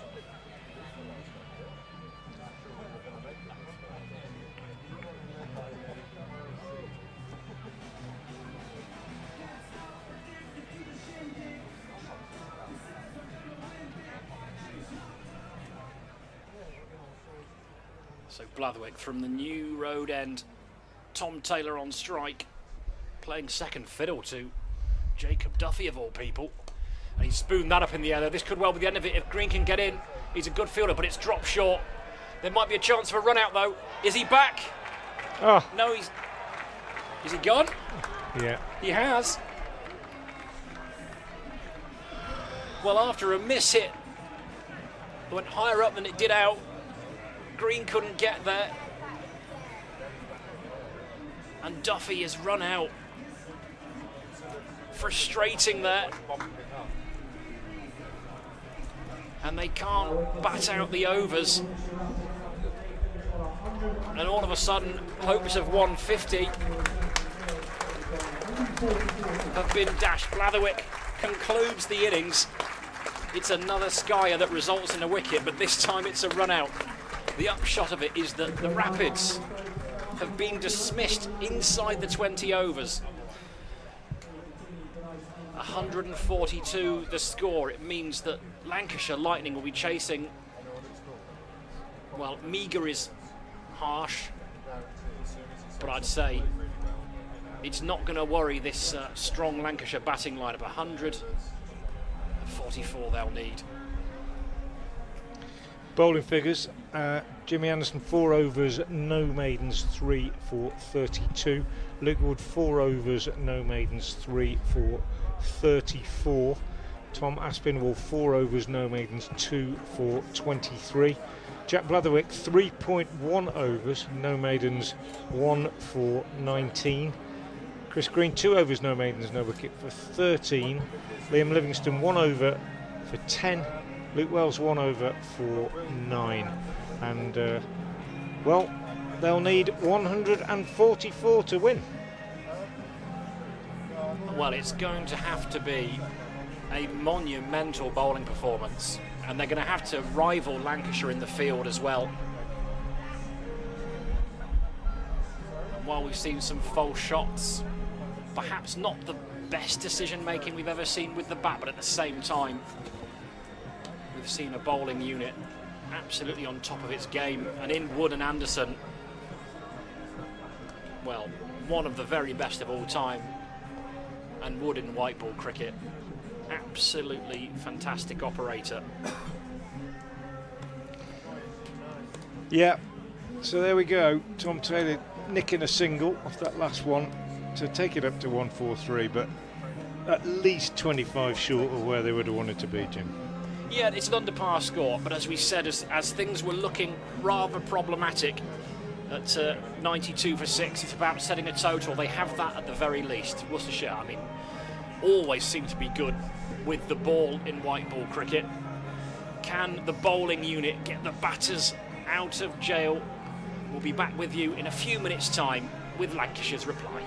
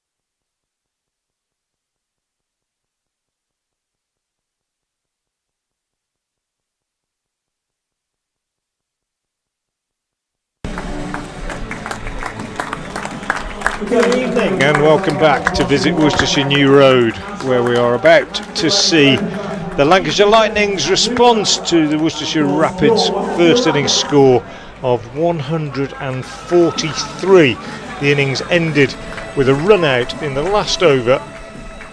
Jacob Duffy, close, set off for a second run, was sent back by Tom Taylor. The throw came in and Matty Hurst whipped off the bails, and it was very, very close, but he was out. His dive not managing to get him home in time, and Worcestershire, who had added 33 for that 10th wicket, at one stage they were 110 for 9, eventually dismissed for 143.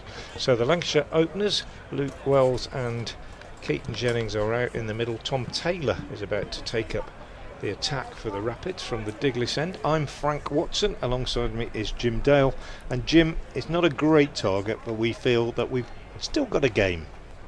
Yes, I mean, there are two approaches, aren't there, we were mentioning at the time. Do you go all out and just try and blitz it, see if you can by hook or by crook get a 170, 180 when you're 5-6 down?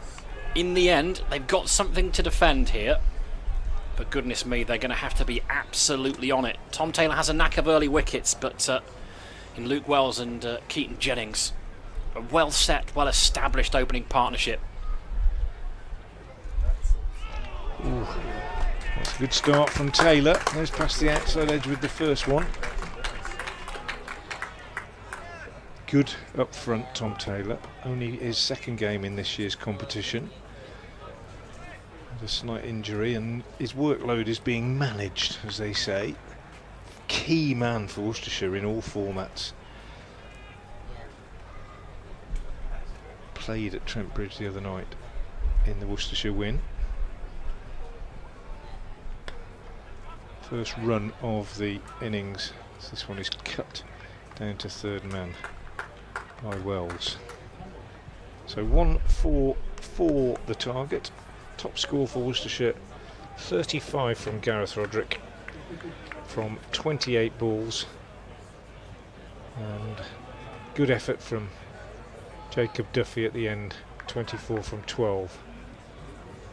But not many boundaries in the innings. Quite an interesting boundary count if you look at it. There were 5 sixes in the innings. Jennings lets this go outside the off stump. 5 sixes and 4, 6, 7, 8, 9 fours only. The fact there were 5 sixes tells you, in a way, what we were talking about earlier, Jim, is that Worcestershire were going aerial a lot of the time, really. 6 players were caught off shots that went a long way up in the air. 5 or 6. Yeah, some more advised than others. Yeah, 1 or 2 better catches than others, 1 or 2 down the fielder's throat. Good catching by the Lightning. Taylor bowls and Jennings cuts down to third man for a single. So a good start from Taylor. In the power play, Worcestershire 46 for 4. Could almost say the game had gone. Well, it was the last ball of the power play, wasn't it? Fourth wicket down. Yeah. But Keaton Jennings actually his 100th T20 blast game this evening. Another one of those who's a good first-class cricketer, Test cricketer of course, who has become, a bit like Adam Lyth actually, a really effective white ball opener. Taylor in, bowls, and Wells has got a top edge to this one. It's flown over short third man. Good diving stop to keep the ball inside the rope, but they're going to come back for a third. They might even have got a fourth had they been paying attention, because the throw that came back in was pretty wayward, and Gareth Roderick had to dive away to his right, couldn't pick it up cleanly, but they'd settled for 3. But it was a full shot on him quite quickly.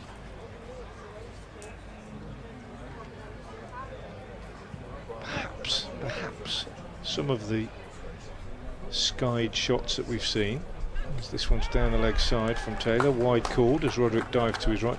Perhaps some of the sky shots that we've seen have got something to do with the surface. Maybe the ball is just stopping a little bit more than we thought, but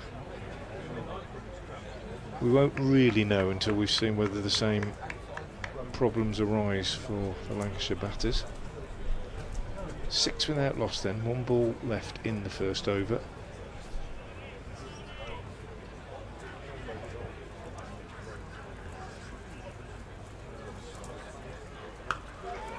Driven into the ground by Jennings, well fielded in the covers. End of the over, 6 from it. Good start from Tom Taylor. Yeah, pretty innocuous start to proceedings. But of course,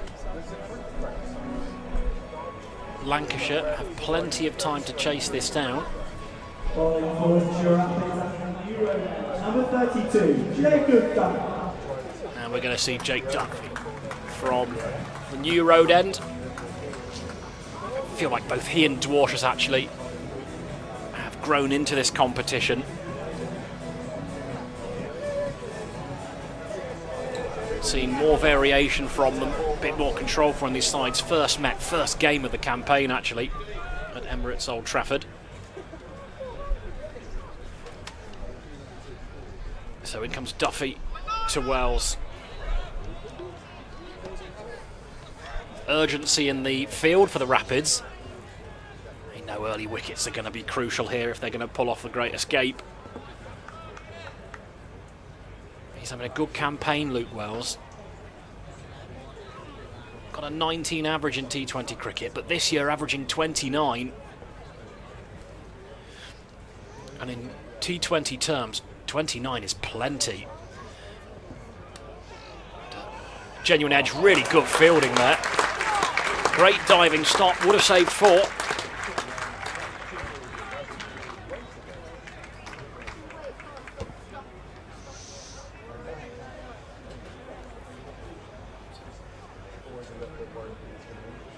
And they're going to need plenty of that commitment in the field. Every run matters when it comes to low chases like this. That little bit of impetus from Duffy. Flurry of boundaries from the Rapids number 11 has at least got the score up to something defendable. What can he do with the ball? Jennings on strike, wrapped on the pads, big shout.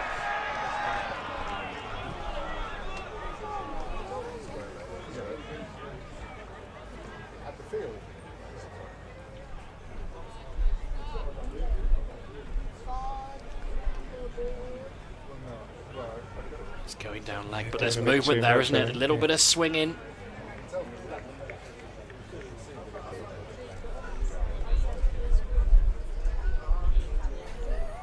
Jennings with that wide stance of his at the crease. Driven up to mid-off, but there's no run. Tidy start this from Duffy.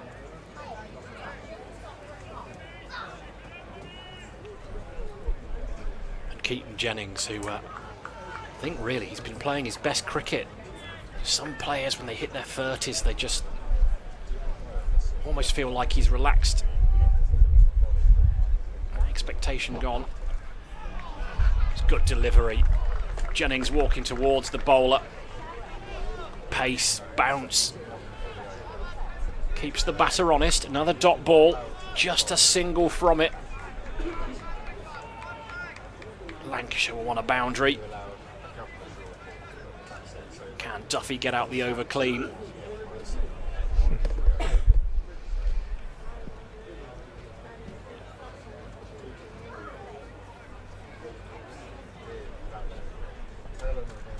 Oh.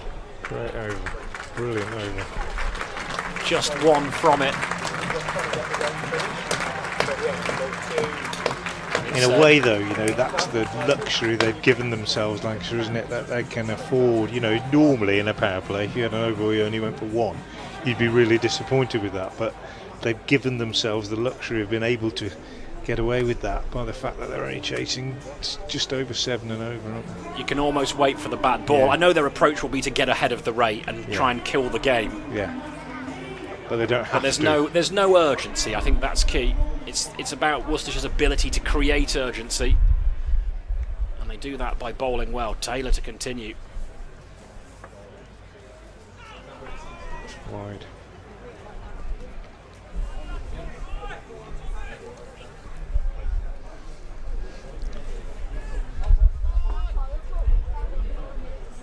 Top score of 87 in this competition. Luke Wells got that against Notts. Notts have been leaking runs. Outlaws bowlers have been expensive this time. He got 35, did Wells, in the return fixture against Worcestershire earlier on. Oh, chipped up in the air again, suggesting the ball might just have stopped in the pitch A little bit too on pace, that do you one. think? Just leading edge, chipped up in the air, landed short of the fielder. We saw that one in the first over, actually, that a genuine thick edge that third man would have been interested. There wasn't a man down there, of course. Another false shot. And actually, Lancashire will have to be careful not to invite pressure on themselves.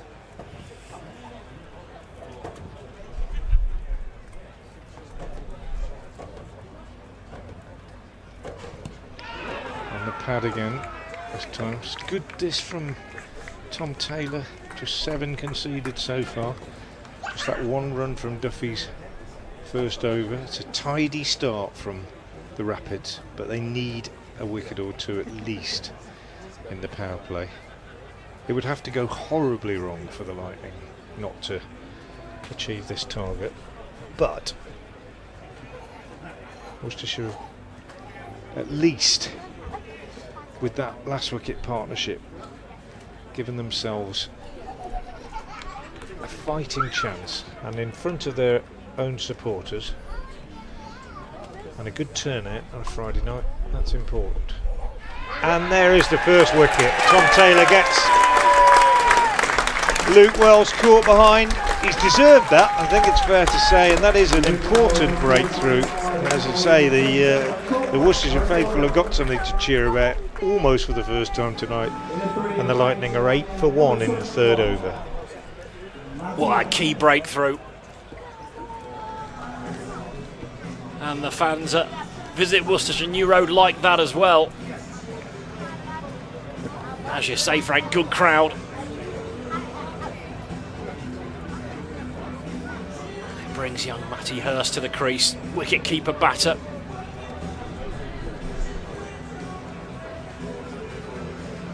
Started his white ball cricket career very well indeed.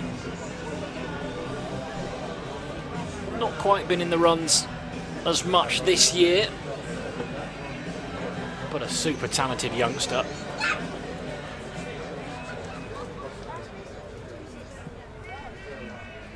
Played a bit of the 100, played in the Big Bash as well.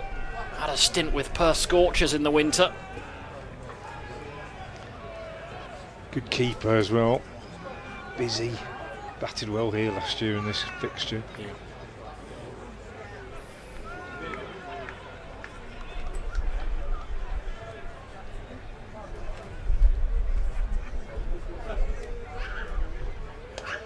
Clips his first ball to mid-wicket and no run. Always keen to see the young keepers coming through, and we had a lovely evening here at New Road the other night when Stephen Rhodes came to talk to us at the Worcestershire Cricket Society, and somebody I've known for a long time, but I learned something that I didn't know about him, was that I knew his dad kept wicket for Notts and so on, but I didn't know that his earliest wicket-keeping experience and where he really learned the skills that eventually took him to test level. This one turned away on the leg side and Hurst is off the mark.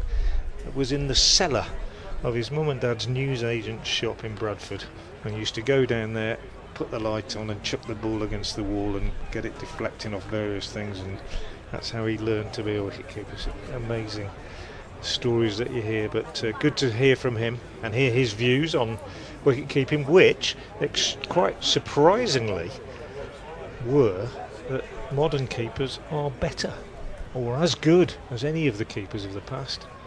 You don't often hear the old keepers say that. Jennings heaving this one away in the air on the leg side, and it's not quite going to go all the way. Brilliant bit of work by Adam Hose. So good, in fact, they only get 2. Really good work from Hose, and flicked it back, sliding stop, and then sprang to his feet very, very quickly. So the end of the over, 4 runs came from it. The first wicket fell, and at the end of it, the Lightning, needing 144 to win, are 11 for 1. It's an interesting take that about keepers, isn't it? I think you almost get distracted by the fact that keepers are expected to be batters now. Yeah. But what struck me, what was interesting that Steve said, is that, you know, there were people saying, oh, you know, what do you think of the standard of keeping now? Are they just batters with gloves on and whatever? You know, look at Jamie Smith or someone like that. And he said, well, you know, I do appreciate that Ben Foakes is very good and he's not playing, but I actually think Jamie Smith's a very good wicket keeper. Dwarshus is in to Hurst. Cut away. That's going to race away. It's going to be 4. Lovely shot. He guided it beautifully, didn't he? Just waited, didn't he? Played it late. Just had to beat Fateh Singh on the 45, and that he did. Steve also commented on the fact that Jamie Smith seems tall to be a wicketkeeper. He says, yeah, but that's an advantage when you're standing back. Just think of your wingspan and how far you can cover. So, interesting take on it all from Bumpy. Better from Dwarshus. Ball that went for 4. It wasn't wide by any stretch. It's just deflected beautifully by Hurst. Got his angles right. It was a good point, isn't it, about catch radius? Yeah. And maybe, you know, we do have our rose tinted glasses on when we look at the keepers of old, but I still don't reckon I've seen a better keeper than Alan Knott personally. Dwarshus to Jennings then. Drilled down the ground, it's straight to Duffy. Spoke very highly of another former Lancashire keeper, Warren Hegg, yeah. Of course, who many people who are watching this stream, listening, perhaps will remember. Brilliant Lancashire keeper. If you do want to get in touch, by the way, I'd be particularly interested to hear from Lancashire supporters about this game, and from supporters of both sides, this issue of how do you get to a total. You know, we've just debated it at some length tonight. You're not missing any cricket, by the way. We've got to pause and play. I think Keaton Jennings might have broken his bat. How do you get there? Do you do it all guns blazing? Do you say, well, we've got to get 180, so we might as well go for it, and if we're 5 down in the power play, do we keep going for it and hope that we can get there, or do we try and tidy things up and slow things down and make sure we get to 140 and at least stay in the game? Very interested to see what people think about that. There seemed, even within the professional ranks, to be different views on that. Best way to get in touch is X, or Twitter, as it used to be called, and on that I am at Frank Watson 58, and my colleague Jim Dale is at Jim Dale. At James F. Dale. At James F. Dale, I beg your pardon. At James F. Dale. Is that all lowercase, or does it matter? It doesn't matter. Doesn't matter. You type it in, I'll be there. F for Francis, Frank. At James F. Dale. Yes, I am Francis. I'm not Frank. Never called Frank until I went to university. Never. And then went to a football trial, and somebody said, "What's your name?" And I said Fran, which is what everybody called me. And he thought I said Frank, and my life changed. Heaved into the leg side. Don't bother running for that. That's gone for 6. Not bad, that new bat, is it? Should have used that one from the outset, shouldn't he? Change my bat and whack it over mid-wicket for 6. Well, so just to finish it, at Frank Watson 58 or at James F. Dale, and tell us what you think. Keep it clean. I think there's an element of personnel to it. Is that if you've got the kind of clean hitters like Yorkshire have, then the approach to try and find the boundary is kind of legit. If that's not really your game, trying to do something you're not good at to get out of trouble, I don't think is a great plan. Well, we've changed his bat, now we're changing the ball because that one's gone too far. Maybe it's been damaged. I don't think it went too far, certainly landed inside the ground, but saw a couple of massive ones at Trent Bridge the other night from Adam Hose. Over the ground, over the stand and into the road. But Keaton Jennings changed his bat, settles down into that big wide-footed stance of his and goes, oh yes, I'll have a bit of that. And Dorsius disappears. So after 3 very tidy overs, Dorsius has conceded 11 runs from the first 4 balls of his first over. And it's 22 for 1 and we've got another ball.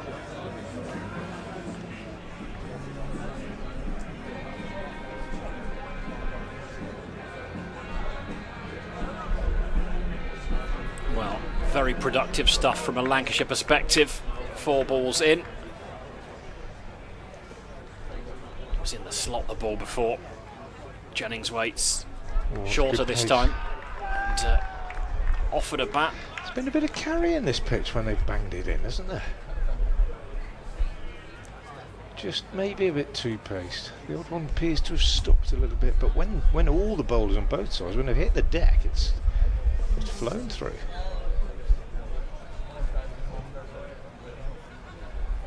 Got new gloves tonight, Gareth. I think never seen him in black gloves before. I don't think.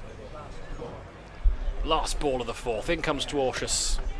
Full ball, but Hurst gives a shout straight away. Scampers through. So good over that. From a Lightning perspective, 23 for 1 the score.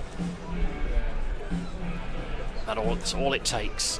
I had Peter Trago yesterday doing the commentary in the Somerset game, and he said that he always had the approach that you're only 2 balls away from getting back in a game, which is a really interesting approach. Two lusty blows or 2 wickets in 2 balls. Yeah, or 3, as we've seen a few times this year.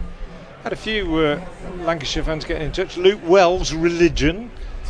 I think we can tell who he supports. Taylor Bowles, and an attempted scoop by Jennings. And the batters run into it. It's all chaos out there. It's going to be a bye, I think, in the end. As Gareth Roderick failed to gather it, and then the batters ran, and they ran into each other. Fred Carnos, but it results in a bye. And he says Luke Wells deserves an England call-up better than anyone in there at the moment. Well, maybe, Luke. I think you might just be a little bit biased there. Luke Wells' Religion. I am not Luke Wells, he says. It is Luke Wells' Religion. If he's tweeting from out in the middle or from the dugout, then more power to him. He's not Luke Wells. Matty Hurst on strike. Callum has been in touch as well. MUFC. Wonder who he supports at football. Hurst just turns this away for another swing. Callum says, nice to see us, he means Lancashire, start to win some games this season. If nothing else, we should chase this down. Well, I don't think many of us can disagree with you about that. Mark Foster says, I think Worcestershire did the right thing to tuck in and get themselves a competitive score once 7 or 8 were down against a good attack. Now firmly in the game, and they've started well with the ball. And that's from Fozzie, who's a Lancs member. Yeah, I agree, but I think maybe, Fozzie, the point that I'm suggesting is this one's driven up to mid-on. Great fielding by Hose. Oh, and he shies at the stumps, and if he'd hit, Jennings would have run himself out, but he missed. So great work from Adam Hose. Quick pick-up, good throw, and it was marginal. Jennings had to swerve actually to avoid the bowler in this follow-through, and it just missed. Hands on heads all around. My point, Fuzzy, was maybe that they could still have got competitive total, but they might have got 160 if they'd have just been a little bit more circumspect, having lost those early wickets. But that's exactly what I mean. 2 schools of thought about that. So thanks for your email anyway. Oh, Hurst tries a scoop at this one, misses it, taken by Roderick. Annoyed with himself, Matty Hurst. 26 for 1 then, 2 balls left in the 5th. Good start by Worcestershire. They were 39 off 5, Worcestershire, but they were 3 down. But there you see it, and a wicket, and that would suddenly make it look a lot closer, wouldn't it? 144 the target, remember.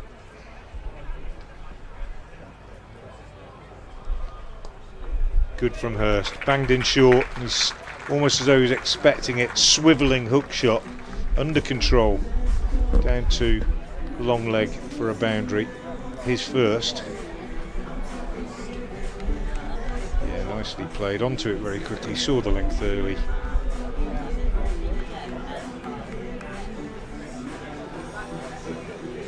So yeah, interesting to hear from various people. Is your F for Francis then, James, in the middle? Yep. Yeah. Well, great shot. Yeah, great shot. So back-to-back boundaries for Matty Hurst to finish that over from Taylor. Shaw pulled away, slightly over-corrected, over-pitching the last one, and that one is nice full half volley really, and he's not going to miss out on that.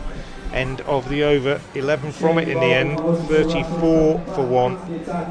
Yeah, Kyle, Mr. Ferguson, he says, listening to the stream, good job, blah blah blah. Pope Francis was a big supporter of the Vatican Cricket Club. You're both in good company with that name. Well, indeed. And George Hodkinson says, mentioning wicketkeepers, don't forget Farouk Engineer. And he says, camera work needs to improve if you're going to pick up the catches. We're doing our best. We're doing our best.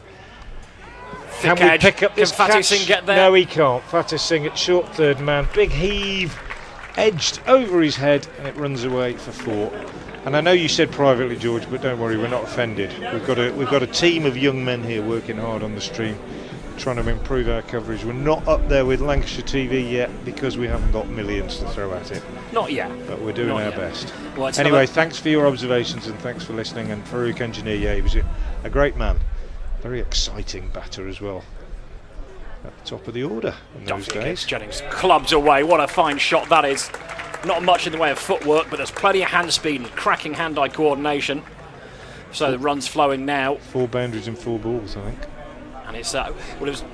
This is how the game can change. A couple of thick edges that have gone down to third man that otherwise might, it's field placing.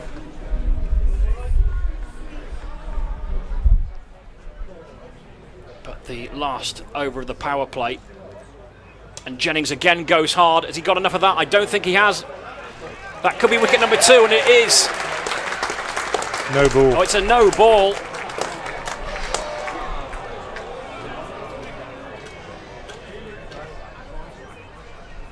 Clothed by Jennings, taken by Pollock, but it won't count, and it's going to hurt even more because it's going to be a free hit.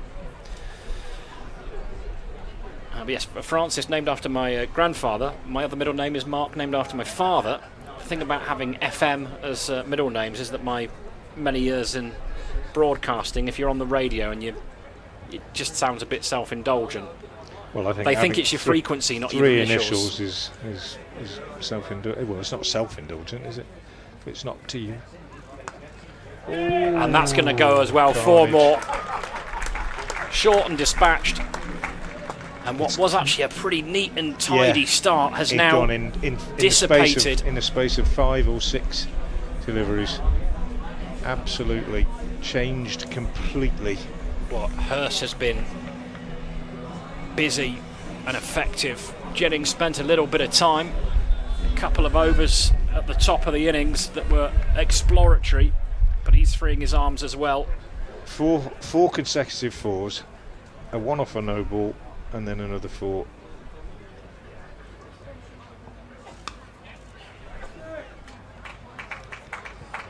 Well, the 50's come up.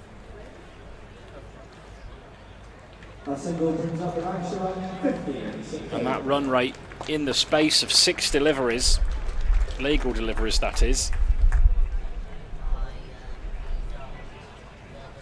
Well, they're just a smidgen over 6.5 required.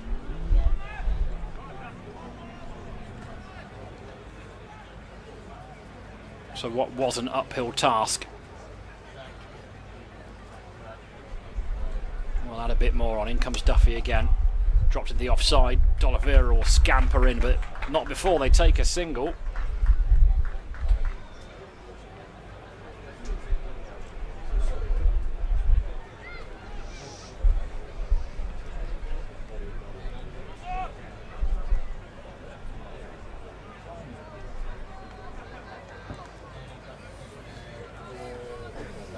energy and that excitement in a good crowd here at Visit Worcestershire New Road has just been muted. Let's have a little scoop, an appeal. The Rapids like it. Umpire unmoved. So hard to judge those running off the face of the bat. Flick off the pad, I reckon. Well, you see Hurst immediately was shaking his head, wasn't he? As if to say it's nothing to do with me. And there was smiles exchanged with his opposite number, Gareth Roderick. From the Diglis end, number 1, Fateh Singh. Fateh Singh at the Diglis end. Power play done then, but well, there was me saying that after 4 overs, 31 for 3, played 23 for 1, Worcestershire being ahead on the run count. After 5 overs, it was 39 for 3 for Worcestershire and 34 for 1 for the Lightning. But after the power play, 46 for 4 Worcestershire, and with 17 having come off that over, 51 for 1 Lancashire. Surely perfectly placed to chase this down as Fateh Singh begins his first over with a short ball, which is pulled away by Keaton Jennings, and he has raced on to 25 after a pretty uncertain start, really, Jennings. And it only needs one person to really come off at the top of the order in a run chase like this to take it away from the side trying to defend a pretty meagre score driven by Jennings up to mid-off. So some good exchanges there. Nice to hear from some Lancashire fans in particular. At Frank Watson 58, at James F Dale, D-A-L-E, if you want to join in the conversation. Doesn't have to be about popes. Doesn't have to be about wicket keepers. Doesn't have to be about cameras. Should be about cricket. Fateh Singh, left arm around the wickets, bowled pretty well in this competition so far. Recently recruited from Nottinghamshire. Little Matty Hurst getting busy now, plays a nice little ramp shot. Going to pick up 2 more runs. He's in the mood, Hurst. Busy is the word, isn't it? 22 off 12 now for the Lancashire keeper. The 1 man out, Wells for 5. The light is dimming as it does here at New Road with no floodlights as we get past 7:30, but it's not bothering Matty Hurst, who sweeps this next one down to deep backward square for a single. And they can basically just go at their own pace now. They've broken the back of it, they've got the power play out of the way, and they can just take their time now. But I suspect that we'll see Jennings continue to try and go big. Just driving this one out on the offside for a single, but you don't want to put yourselves under any pressure. You've got to win this with 5 or 6 overs to spare, I would think will be the mantra in the Lightning dugout. Just having a look there at the field placements as Fateh Singh just turns the ball in to Hurst pads. There's lots and lots of space on the leg side for a 1 or 2. As he just finds one of those gaps, thinks about 2.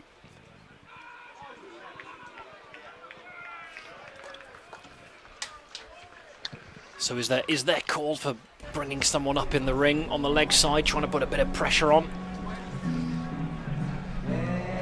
Well, it's difficult, isn't it, now? How do you defend a total like this? The answer is there's only one way to defend a total like this, and that is to take wickets. Take wickets, isn't it? Can't defend a total like this. Got to take wickets. And that no ball from Duffy proving crucial. Worcestershire thought they'd got their second wicket. A couple of run-out chances that were close.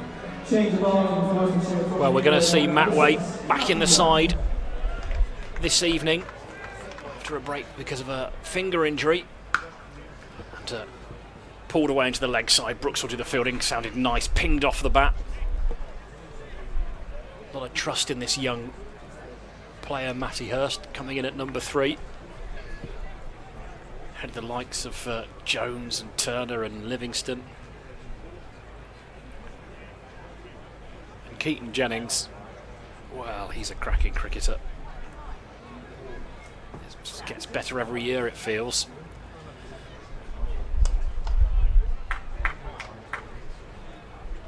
Just strolling for those singles played down to long on, long off. Averages 33.5 in T20 cricket, Keaton Jennings, which is a fantastic effort. Anything north of 30 really is impressive.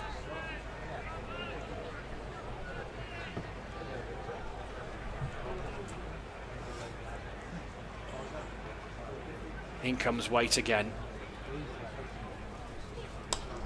Fuller this time, but again, it's a casual saunter as they take a single. To long on.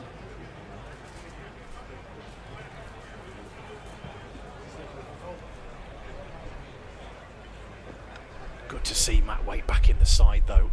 He's become an integral part of this Worcestershire side in all formats, really.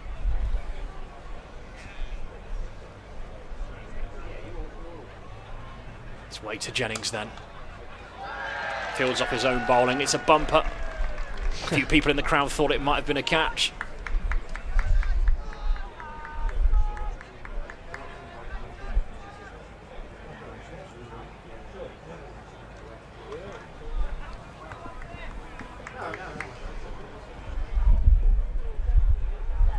So 64 for 1, the score. Required rate just 6.5. Rapids need wickets, but we're going to have more of the same as the ball's played out to long on for another single.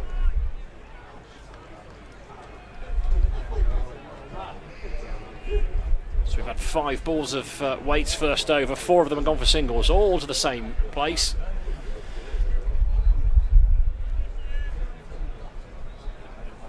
Field has spread far and wide, plenty of opportunities to pick up singles, which at the moment is enough.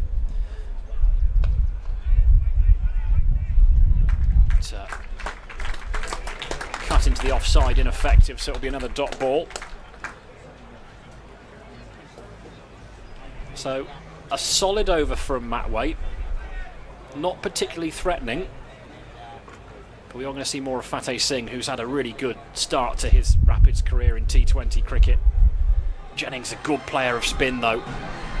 Started his international career on the subcontinent, getting a century in the process, so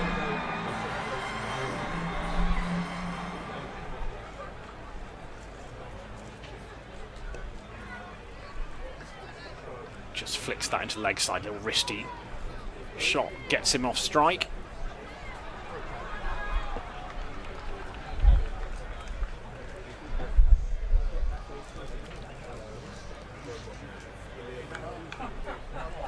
And very relaxed looking Lancashire bench.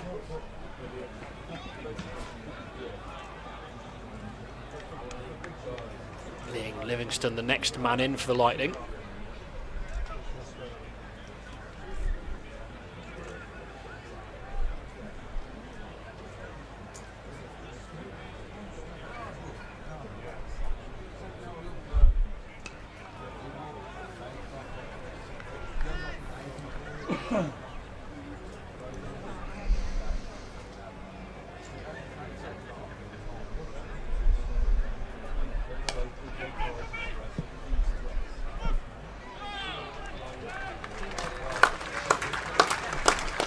Brilliant fielding, that, wasn't it? I think when he hit that, I thought it was almost certainly 2. Brooks so quick and sliding along, picking it up cleanly, springing to his feet. Sort of thing we saw from all of the Lancashire fielders. Going to get 2 this time? No, they're not. Good from Ed Pollock this time.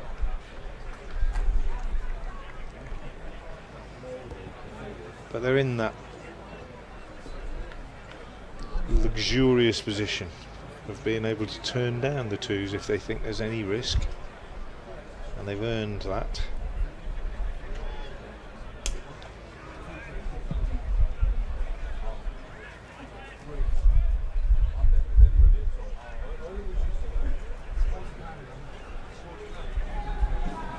So just 5 off that over and 4 off the one before, but as I say, not a problem for Lancashire. Mark Dowd's been in touch. He says, I started watching Lancashire in 1970. No better wicketkeeper than Farouk Engineer. Well, it's all about opinions. He was very good. I wouldn't say there were none better, but he was very good. But that would be my opinion. I played a fair bit of cricket with a wicketkeeper who went to Lancashire called Chris Maynard. I wonder if there's anybody watching or listening who remembers him. He was with Warwickshire and then he went to Lancashire for 2 or 3 years. I think he played in a one-day final win for them. Back comes Dwarshus. Keaton Jennings. Flat bats one to Adam Hose mid-off. Seeing the ball well here. Lancashire skipper. Seems as every delivery there's a nice crack off the bat. Since he changed his bat. Yeah, make a little mark on the handle, keep that one. Left-hander to left-hander. Jennings on the walk and he's just dropped that into the leg side. Yeah, we were talking about bats during the championship game earlier this year, and I remember Phil Neal telling me he had one bat that lasted for 4 years, and he used to take it back into the Fernley factory in the winter and get it glued up and stick it up and whatever, and it lasted 4 years, those great big Magnum bats. And I was talking to a couple of the players about that, and I told them that, and they said, oh, the bats nowadays, they wouldn't last like that at all. Dwarshus in again, does some good fielding off stone bowling, and he had a chance to run out Jennings. Picked it up on the bounce, on the turn as well. Athletic stuff, it would have been highly impressive. You need something like that as a catalyst just to get things going. No, the modern way is, that, it's like tennis players, they've got how many? And half a dozen bats in their bag. Ethan Brooks is there, and I said, how many? I won't say who sponsors him. Well, actually, I suppose we probably could, but anyway, I said, how many have you got? And he said, 12. 12. And they'd be worth, what, 500 quid each? Or, yeah, more than that. Top end bats now are pushing towards 4 figures. It's 12. Well, this is good. And well, I say this because when Keaton Jennings changed it, they took 3 or 4 out to him, didn't they? He had the pick of 3 or 4. I saw somebody on TV yesterday change his bat, I think during the Test match, and again it was anyone from 6. I think they took out. Dwarshus in again, quiet over this for the Aussie paceman. Heave round the corner, a chance for a catch. Can Duffy get there? You bet he can. What a good grab that is, on the run. And a quiet over turns into a productive one as Ben Dwarshus gets in the wickets. And vital breakthrough. Will it give the Rapids a sniff? Well, it shouldn't, should it? Good catch as it was, and it ends the partnership. Matthew has gone for 28. Good catch by Duffy. The 2 overseas combining for Worcestershire, but it would take an almighty collapse for Lancashire not to win it from here. But stranger things have happened. Almost saw Keaton Jennings run out for the 2nd time tonight by a really sharp bit of work from Dwarshus of his own bowling, but almost as if he tried to throw it too hard, I thought, on the turn. Instinctive, adrenaline pumping, feel like you have to be quick. That one, Daniel Sams, when he ran out Brett D'Oliveira the other night at Trent Bridge, because he was running forwards and not on the turn, he was able to just pick it up and underarm it, had a bit more control over it. Whereas Dwarshus was pumped and turning and throwing on his good side. Liam Livingston's the new man. Well, if he hangs around, it won't go the distance. That's the spirit. Well, it's true, isn't it? If Liam Livingston bats for half an hour, this game will be over. Dwarshus on his way in. And Livingston to Adam Hose, who's seen plenty of the ball in the field. 1 off the over. More importantly, a wicket taken. But it means that Lancashire's 2 most experienced batters at the crease. Here's a point. At the halfway point, 71 for 2.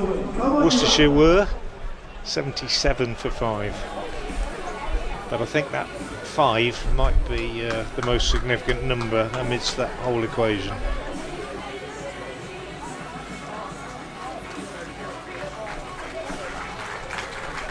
Fateh Singh to continue. Tidy so far from the left arm spinner. 2 overs for 15. Bowls to Jennings. Jennings just works this on the leg side for a single. Sensible, good cricket from the Lancashire skipper. I almost feel you'd think that Jennings is at a point where he's going to tee off 33 off 30, but he doesn't need to, does he, if he's got Liam Livingstone at the other end. And that probably was the thinking behind that little push round the corner for 1. It's another one tantalising for the fielder, isn't it? Singh thought he got him there, dropped it in short. Livingston played too early and just basically looped it over mid-wicket. Brett D'Oliveira, the Worcestershire captain in the covers, jumping up and down in anticipation. Just need a little bit of luck, don't they, for one to drop. It turned a bit, actually. It almost gave up on it. Jennings drives up to long on for a single.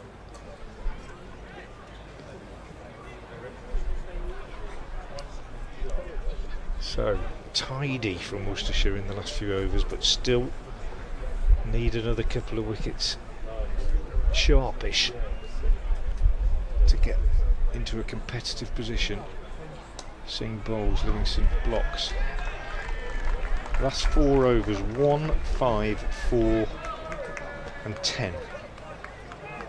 The first 3, 6, 1 and 4. The 3 in the middle, 12, 11 and 17. They are the ones that have hurt Worcestershire as Livingston gets another single, despite Brett D'Oliveira's half stop at extra cover.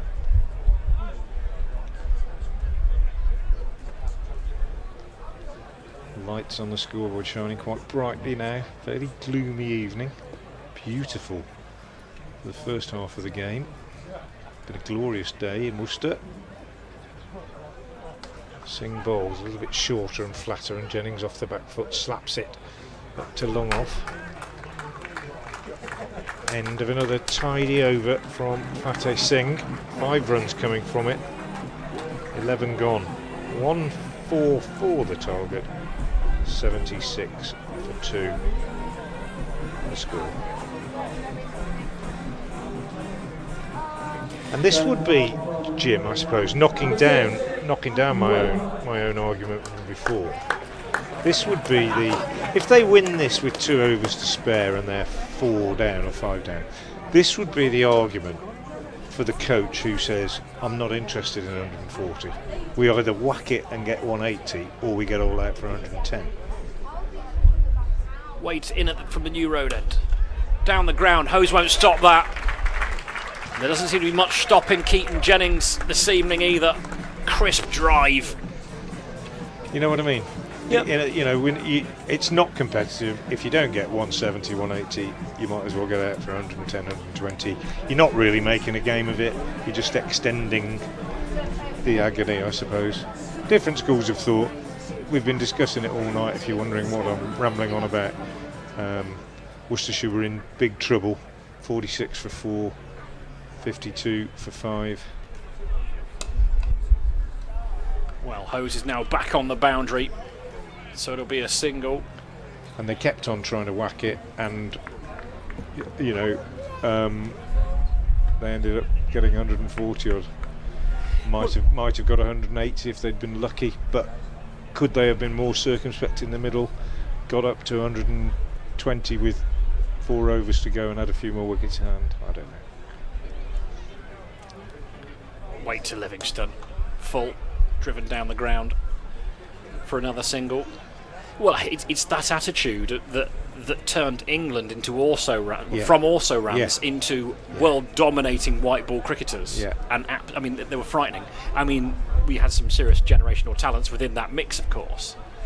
So there's absolute validity to that argument. I suppose it depends what your end game is. If you're looking to win every game, then that's absolutely fine. If your aim is to find a way into a quarter-final of a competition, then maybe the approach may be rather different. Yeah. Martin Thompson's been in touch with his tongue in his cheek. If we're talking about great Lancashire keepers, he says, anyone remember Josh Butler? Thanks for that, Martin. At Frank Watson 58, at James F. Dale. We seem to have gone into a theme of Lancashire wicket keepers. Warren Hegg the best I saw, I think, in my time at Lancashire, but there've been a few. Farouk Engineer was brilliant. I'm old enough to remember him. Down the ground to Hose on the bounce. It was uppish. Hose was interested for a second, but never going to carry. And it is gloomy now. Grey cloud just floating across us. And that scoreboard across the way from us shining ever brighter. Lancashire, well, they're set fair. 84 for 2 the score. 60 to win. It's a cruise, isn't it? Well, Duckworth Lewis says 78, so I wonder what a wicket would do to that. But oh, we've got well, one. we'll find out, because Matt Waite's just taken one. A feather through, and Keaton Jennings, who's played a great hand for his side, he departs for 42. Matt Waite back in the side and back in the wickets. 84 for 3. You've just got to will it into existence, that's all. If you're listening to this and you're a Lancashire fan, I apologise. But not really. Incoming batter for Lancashire, number 70, Ashton Turner. Well, Ashton Turner's not a bad man to have coming in, but Keaton Jennings going for 42, probably when least expected it really. He only faced 36 balls, 4 fours and a 6. Played a good hand, could have been run out a couple of times. A couple of edges that went up in the air that he got away with. Caught off a no ball. I think it was him, or was it Matty Hurst? I think it was him that was caught off the no ball, but anyway, he has gone. Gareth Roderick has picked up his second catch, and it's 84 for 3 in the 12th over, and this is an interesting bowling change. You're going to try and tempt Livingston to whack one. I was expecting D'Oliveira to bowl a little bit tonight, because he was going through a lot in terms of drills and warms. I mean, interesting really, when Hose had a chance to run him out and Dwarsh felt like the only way you were going to get Jennings out tonight was with a run out. But trying to do that little ramp, that little shot over Roderick, got his angles wrong. In comes Dolly.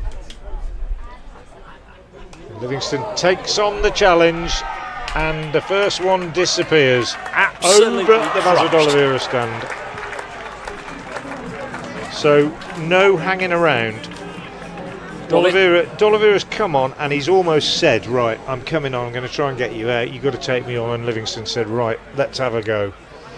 How many makes it worth it? That's the question. And again, 6 off the second one. This could be the game-changing, game-deciding over.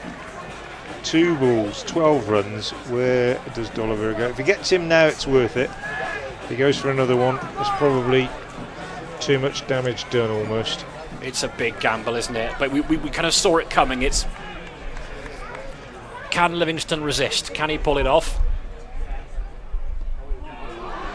Goes to swing this on the leg side, taking on the pad. The other option, I suppose, would have been Ethan Brooks, but he too has received a bit of tap in the last couple of games. It's a gamble that had to be taken. No Tom Hinley in the side tonight.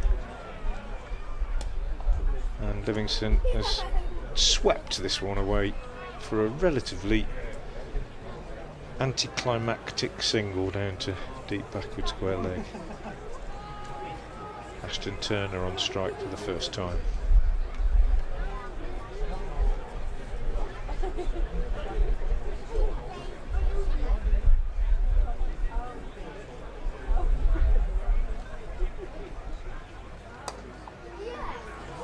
Drives through extra.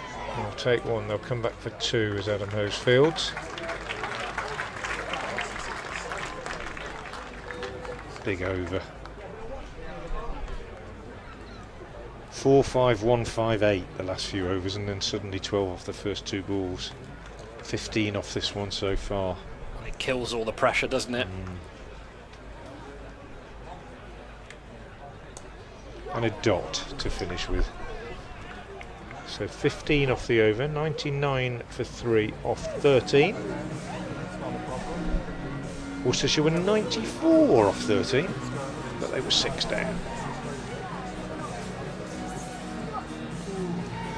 And we then had overs of, well, 9-3-6-3 in the Worcestershire innings. Just when you wanted to be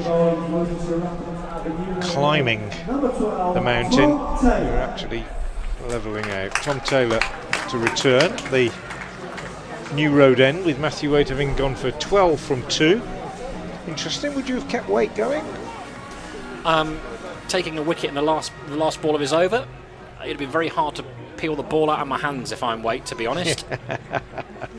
What more does he have to do? But that's okay. He makes way. In comes Tom Taylor from the New Road end. Livingston on strike. And a very proper high-elbowed drive into the offside.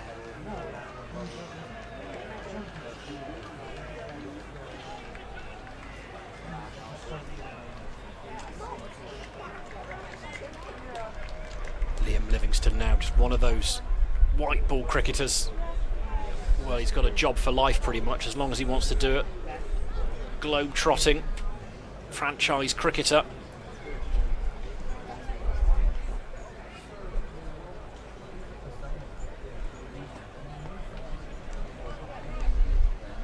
Lancashire Lightning at 100 up. Required rate is under 6.5. Turner on strike. Take a single.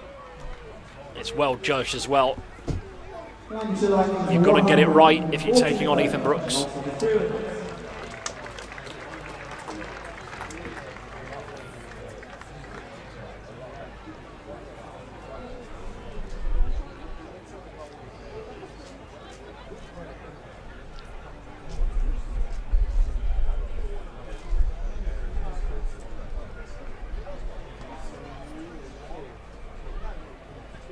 Livingston's deep in his crease, and it's going to be a wide ball.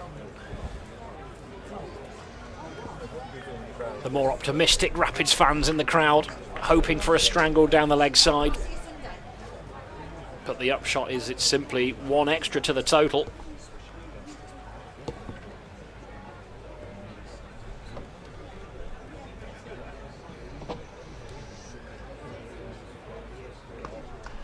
Livingston deep in the crease, cuts away to the man out in the deep.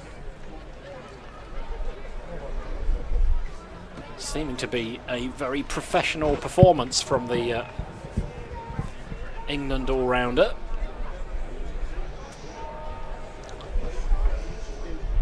Had a couple of looks at Brett D'Oliveira. And to be honest, I thought the game might well have been over by the end of that over, Frank. Way it started. Yeah. I mean, to be fair, you know, if wrist spinner comes on, also you want to see the first one land, don't you? And it did. But obviously, Livingston had made his mind up. If it's anywhere remotely full, and it was quite full. He did throw it up. It's going to go, and then immediately you're under pressure, aren't you? And when the second one goes, then I mean, very difficult for the bowler. He came back quite well actually after that. Clough this one into the leg side, and Brooks does the fielding. So a quiet over. One ball left in it. 5 from it. Again, I just got the feeling that one stopped a little bit in the pitch. Just being suggestion that it's a bit too paced. So one thing in the D'Oliveira over that wasn't addressed, there was a drop in the crowd, Frank. It's not acceptable. Won't tolerate that here. But do better. Taylor then in again. And again, thickish inside edge. It's fielding drunk, isn't it? It's appalling. So beer is not a performance enhancer, is that what we're saying? That's why the crowd catches are dropped. Well, another thing that was talked about the other night when Steve Rhodes was here about beer not being performance enhancer is that it clearly was in the case of Surrey and Botham. Not during the game, of course. Although great. Well, maybe. Van Burn Holder used to have a couple of pints of lager at lunchtime in the Worcestershire dressing room, for all accounts, in the 60s. Early 70s, didn't seem to do him any harm, and Harold Lord lived on the stuff by all accounts. We're past the era of it being safer than the water. I think so. I think it was Rafa Benitez who said that An athlete drinking alcohol is putting diesel into a Formula 1 car. 105 for 3. Jacob Duffy back into the attack. And it's pretty dark as this one is pushed away on the offside by Livingston for a single. And I say it's pretty dark. We're sitting square to the wicket here at Visit Worcestershire New Road, looking across the ground. And although we can see the pictures that you can see on our monitors, we face the scoreboard on the 7 side of the ground. It has a big white advert at the top right of it, and the total is in yellow, and those 2 particular areas of the scoreboard are absolutely shining out. It is very dark. Duffy is over the wicket and Turner is driving out on the offside. A rare misfield by Brett D'Oliveira, and Ed Pollock, who might have anticipated that misfield, a little bit further back at the edge of the circle and unable to get in to save the one. To be fair, I say he might have anticipated. He's watching Brett D'Oliveira thinking, well, he never misfields. He got there quickly. I think if there's a direct hit there, then there might have been a bit of trouble. Single to Turner. Livingston, can he whack it in this gloom? Oof, gosh, that's a snorter. What a grab that is as well, by the way. Signal. Gareth Roderick standing back, jumping high above his head and taking that one-handed. Banged in short by Duffy. We've seen some good carry tonight, haven't we? If you're watching on the stream and you can see exactly the pictures that we can see, it doesn't look that dark. It's always the case. That really took off. It was a tennis ball. It does not look that dark, but believe me, it is. Duffy bowls. That doesn't bother Livingston. Slaps this away on the onside. Good bit of fielding out on the deep mid-wicket boundary by Jake Libby, who's hardly had a mention since he batted. Don't think he's hardly fielded a ball, has he? It's funny how you have a quiet night like that, but he was called into action there and they only got a single. It's good from Duffy so far. Handsome shot for one, wasn't it? Yeah. Don't think we're going to see any more of D'Oliveira. No, I think that experiment's run its course. That's a great shot. That is a great shot, and it's it's eluded Brooks, who made a brilliant attempt at it. Really backed himself to get there. Ethan Brooks racing around the boundary in front of us, dived to his right, but he couldn't get a hand on it. It's a handsome shot from Turner. Just watching the replay of that, just looks like, oh yeah, easy as anything. It's dark out there, I'm telling you. Gloomy. Turned a length ball into a half volley. Just a thunderous shot. It's not quite Karachi dark, if you remember that test match, but it's not far off. Duffy in, bowls, and Turner jabs down on this and it pops up in the air and runs out on the leg side. Steve Buckner refused to take them off when Pakistan were trying to slow the game down as England chased victory. Graham Thorpe. Yeah. Graham Thorpe. Thick inside edge to it, wasn't it? Wonderful stuff. So, Lancashire held up a little bit in the last few minutes, but still ideally placed. 113 for 3. Duffy bowls, driven nicely up to mid-off by Turner. Throw from Ed Pollock, hits the stumps this time, but batsman comfortably home. Crowd getting excited, but another single added. It's the end of the over, so we've had 15 now to 114 for 3, and off that one there were 5 runs. No, there weren't. There were 1, 2, 3, 4, 8, 9 runs. So good over at the right time with that particularly good boundary from Ashton Turner. Well, we're going to see Dwarshus again, and in amongst all the chat about beer and professional sport, Frank, I neglected to mention the fact that Tom Taylor had bowled out. 4 overs, 1 for 26, so he played his part. Yeah, did well. Dwarshus is half that, 1 from 13 off 2. Ed Pollock steaming in from the boundary, busy in the field. 4 overs, 1 for 26 has been a popular, don't ask me why, it doesn't matter, but it's been a very popular analysis for Worcestershire in this competition. Brooks had it in consecutive games. 4 overs, no maidens, 1 for 26, and I believe that Fateh Singh had it as well in one game. But odder things have happened. Just a coincidence. But he has bowled well. Dwarshus to Livingston. Livingston deep in his crease. Hoiks that away. Fast Went finer than it wanted it to, I think. But the net result is what he was after. It sped away for a boundary. For a second, Pollock thought about it. But he wasn't going to get close. Slid off the face of the bat. Got enough of it.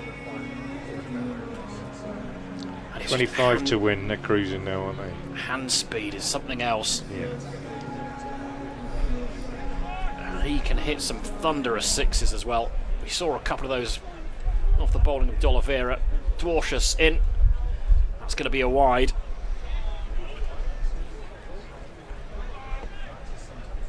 And it has the feeling, really, although obviously the circumstances are reversed in who batted first, but it's got the feeling of that Northants game that we were here for last Friday, Frank, where you just feel Worcestershire have come up against a side on their game, well drilled, and their big players have delivered.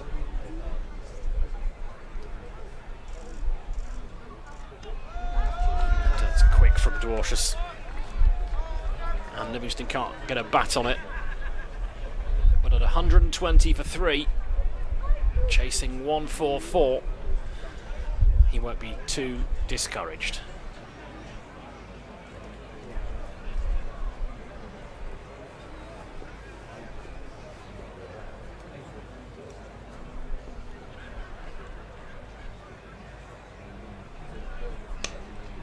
Again, pulled into the leg side, mistimed, so Pollock's got a chance to come in and do the fielding.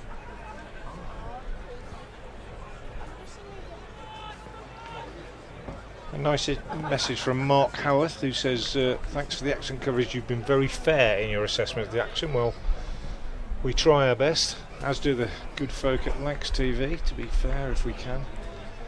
Recognise good cricket when we see it. And there's been plenty of good cricket from Lancashire Lightning tonight. And it That's continues. A great shot. Oh. Has that gone all the way? Yeah. Just over the rope for a 6. Gosh, that's skillful, isn't it? In this light, because looking at the monitor again, it doesn't look dark, and believe me it is. In this light, to give yourself room against a bowler of Dwarshus' pace and execute a shot which 10 years ago would have been regarded as a circus act. Yeah, it's the control of it, isn't it? Extraordinary. It just really seemed is. effortless. In comes Dwarshus again, and I'll take a single this time. And for the final time this evening, folks, it's time for your T20 Scatterblast. Well, the scatter blast is underway.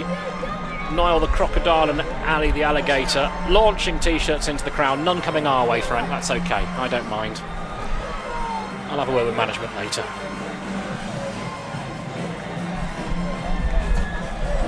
And a little bit of the Claxons. Bit of new rave at New Road. I'll have that all day long.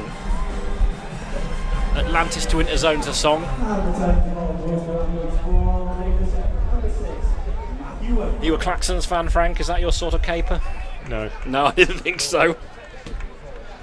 In a word. Good album that though, Frank. Mercury nominated it was. I'll take your word for it. Oh. Not my bag. I'm fairly eclectic in my taste, having 2 daughters who've made me listen to various things over the years as well. My wife went to see Lionel Richie last night in Manchester. Now there's a man who's kept it together.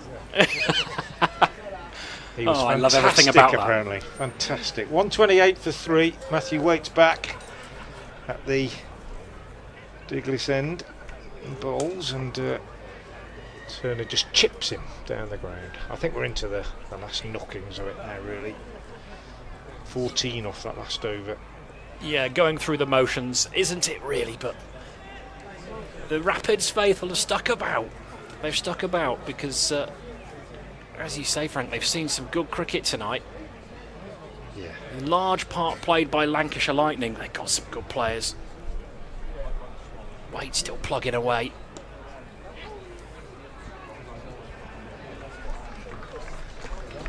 But going back to that conversation, which is at the heart of the issue, isn't it, about whether you try and stay in the game and drag things out. I think supporters want to see fight. They want to sort of see endeavour. To an extent, you know, they want to have a day out of the cricket. They want the whole day. Yeah. Coaches, I imagine, don't necessarily have the same outlook.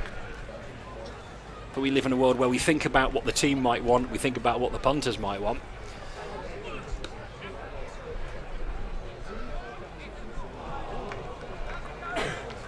I think there have been more attempted run-outs in this innings than any innings I've ever seen. Well, they've run well, haven't they, Lancashire? Yeah, well, none of them have been achieved, the same. have they? So yeah. Although Jennings could have been out a couple of times, had the throws hit, but they've run well, but they haven't needed to be overly cautious in their overly venturesome in their running.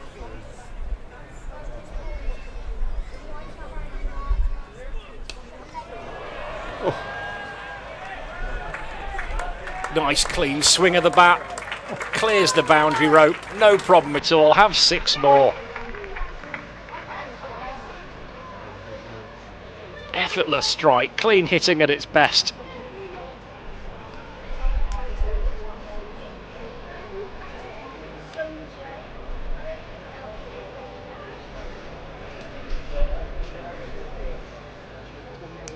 So an array of singles, that sequence is broken by a big hit over square leg.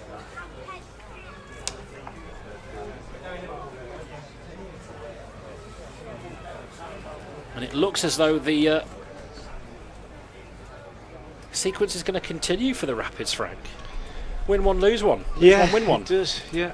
And their next chance will be to take on the high-flying Leicestershire on Sunday. I say high-flying in terms of the whole season, their mood as a club. They appear to be a club on the up.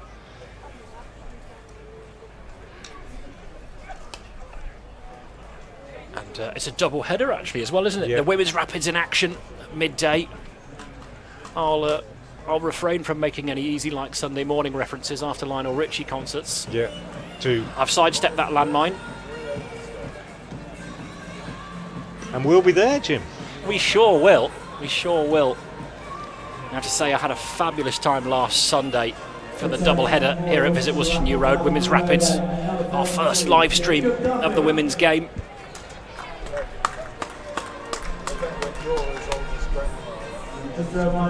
A side that in the past 5 years or so really have gone great guns, really impressive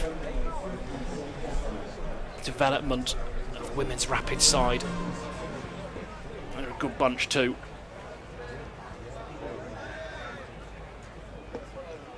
Short, plenty of pace from Duffy. That was in this light. That was pretty difficult to deal with. I think Turner, it was a late decision to pull out the way. And I say again, you look on the screen, you'd be sat at home thinking, perfectly all right. That light out that's there. a good point for Really people who don't know. here. Obviously, we've got director Ben here as well. In amongst it, they put filters on the cameras, so it's a better shot for you.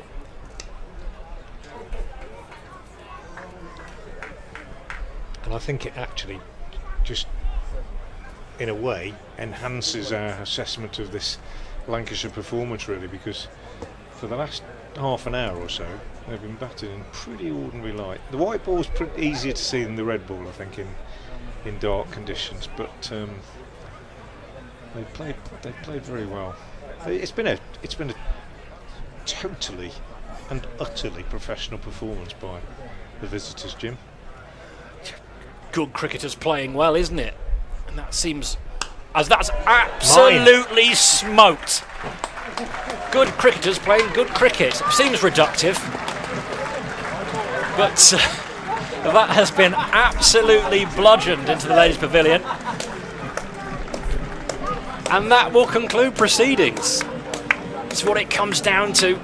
Lancashire Lightning, they've got some big guns in their lineup, and they've fired this evening. Have you got a pen?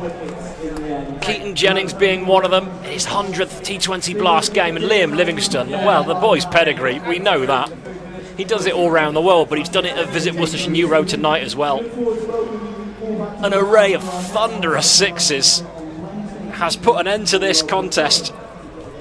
And Worcestershire, as we said earlier, Frank, 144 never really felt like it would be enough. It was a sort of 5% chance. It was going to take something miraculous with the ball, but Wood and Anderson were an absolute handful with the ball. Jennings and Livingstone were ruthless with the bat.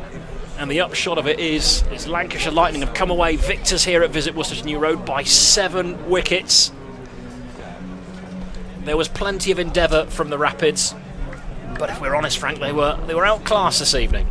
Yeah, they were, and I don't think there'll be any complaints from them, and it happens. And I will just say, for fear of being hammered by Worcestershire supporters and saying that you just excuse bad performances, etc., I sit and watch this competition on my TV on the other nights of the week when Worcestershire aren't playing, and I see teams regularly up and down the country getting hammered as well. It happens to nearly all the teams, bar Northants, and that's what happens when a good team gets it right and the other team maybe isn't quite on it, and basically that's what we saw tonight. We've heard from Lancashire members this evening actually who have said their frustration at some of the defeats that they've seen, because they lost a couple back to back.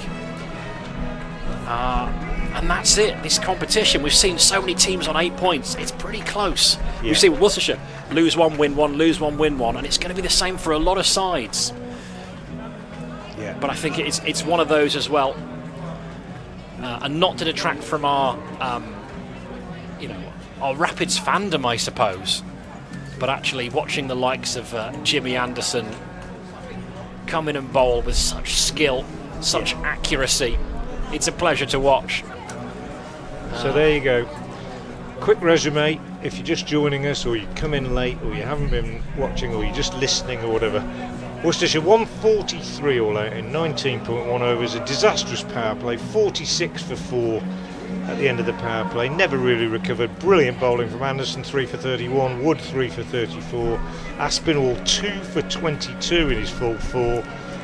Brilliant fielding, great catching in the deep, particularly one utterly memorable catch by Blatherwick off the bowling of Luke Wood to dismiss Jake Libby, running round the boundary, full length diving one-handed, superb effort. Worcestershire 143 then, top scorer Gareth Roderick with 35 off 28 balls. Lancashire never really in trouble, lost Wells early on, 8 for 1 at that point, but 51 for 1 at the end of the power play, 71 for 2 when the second wicket went down halfway through the innings. Matty Hurst out for 28. Keaton Jennings though 42 off 36, and then Liam Livingstone finishing it off 41 off 22 balls, and Ashton Turner 22 not out off 17. For Worcestershire, some decent bowling from Tom Taylor, 1 for 26 off his 4. Dorcius 3 overs, 1 for 27.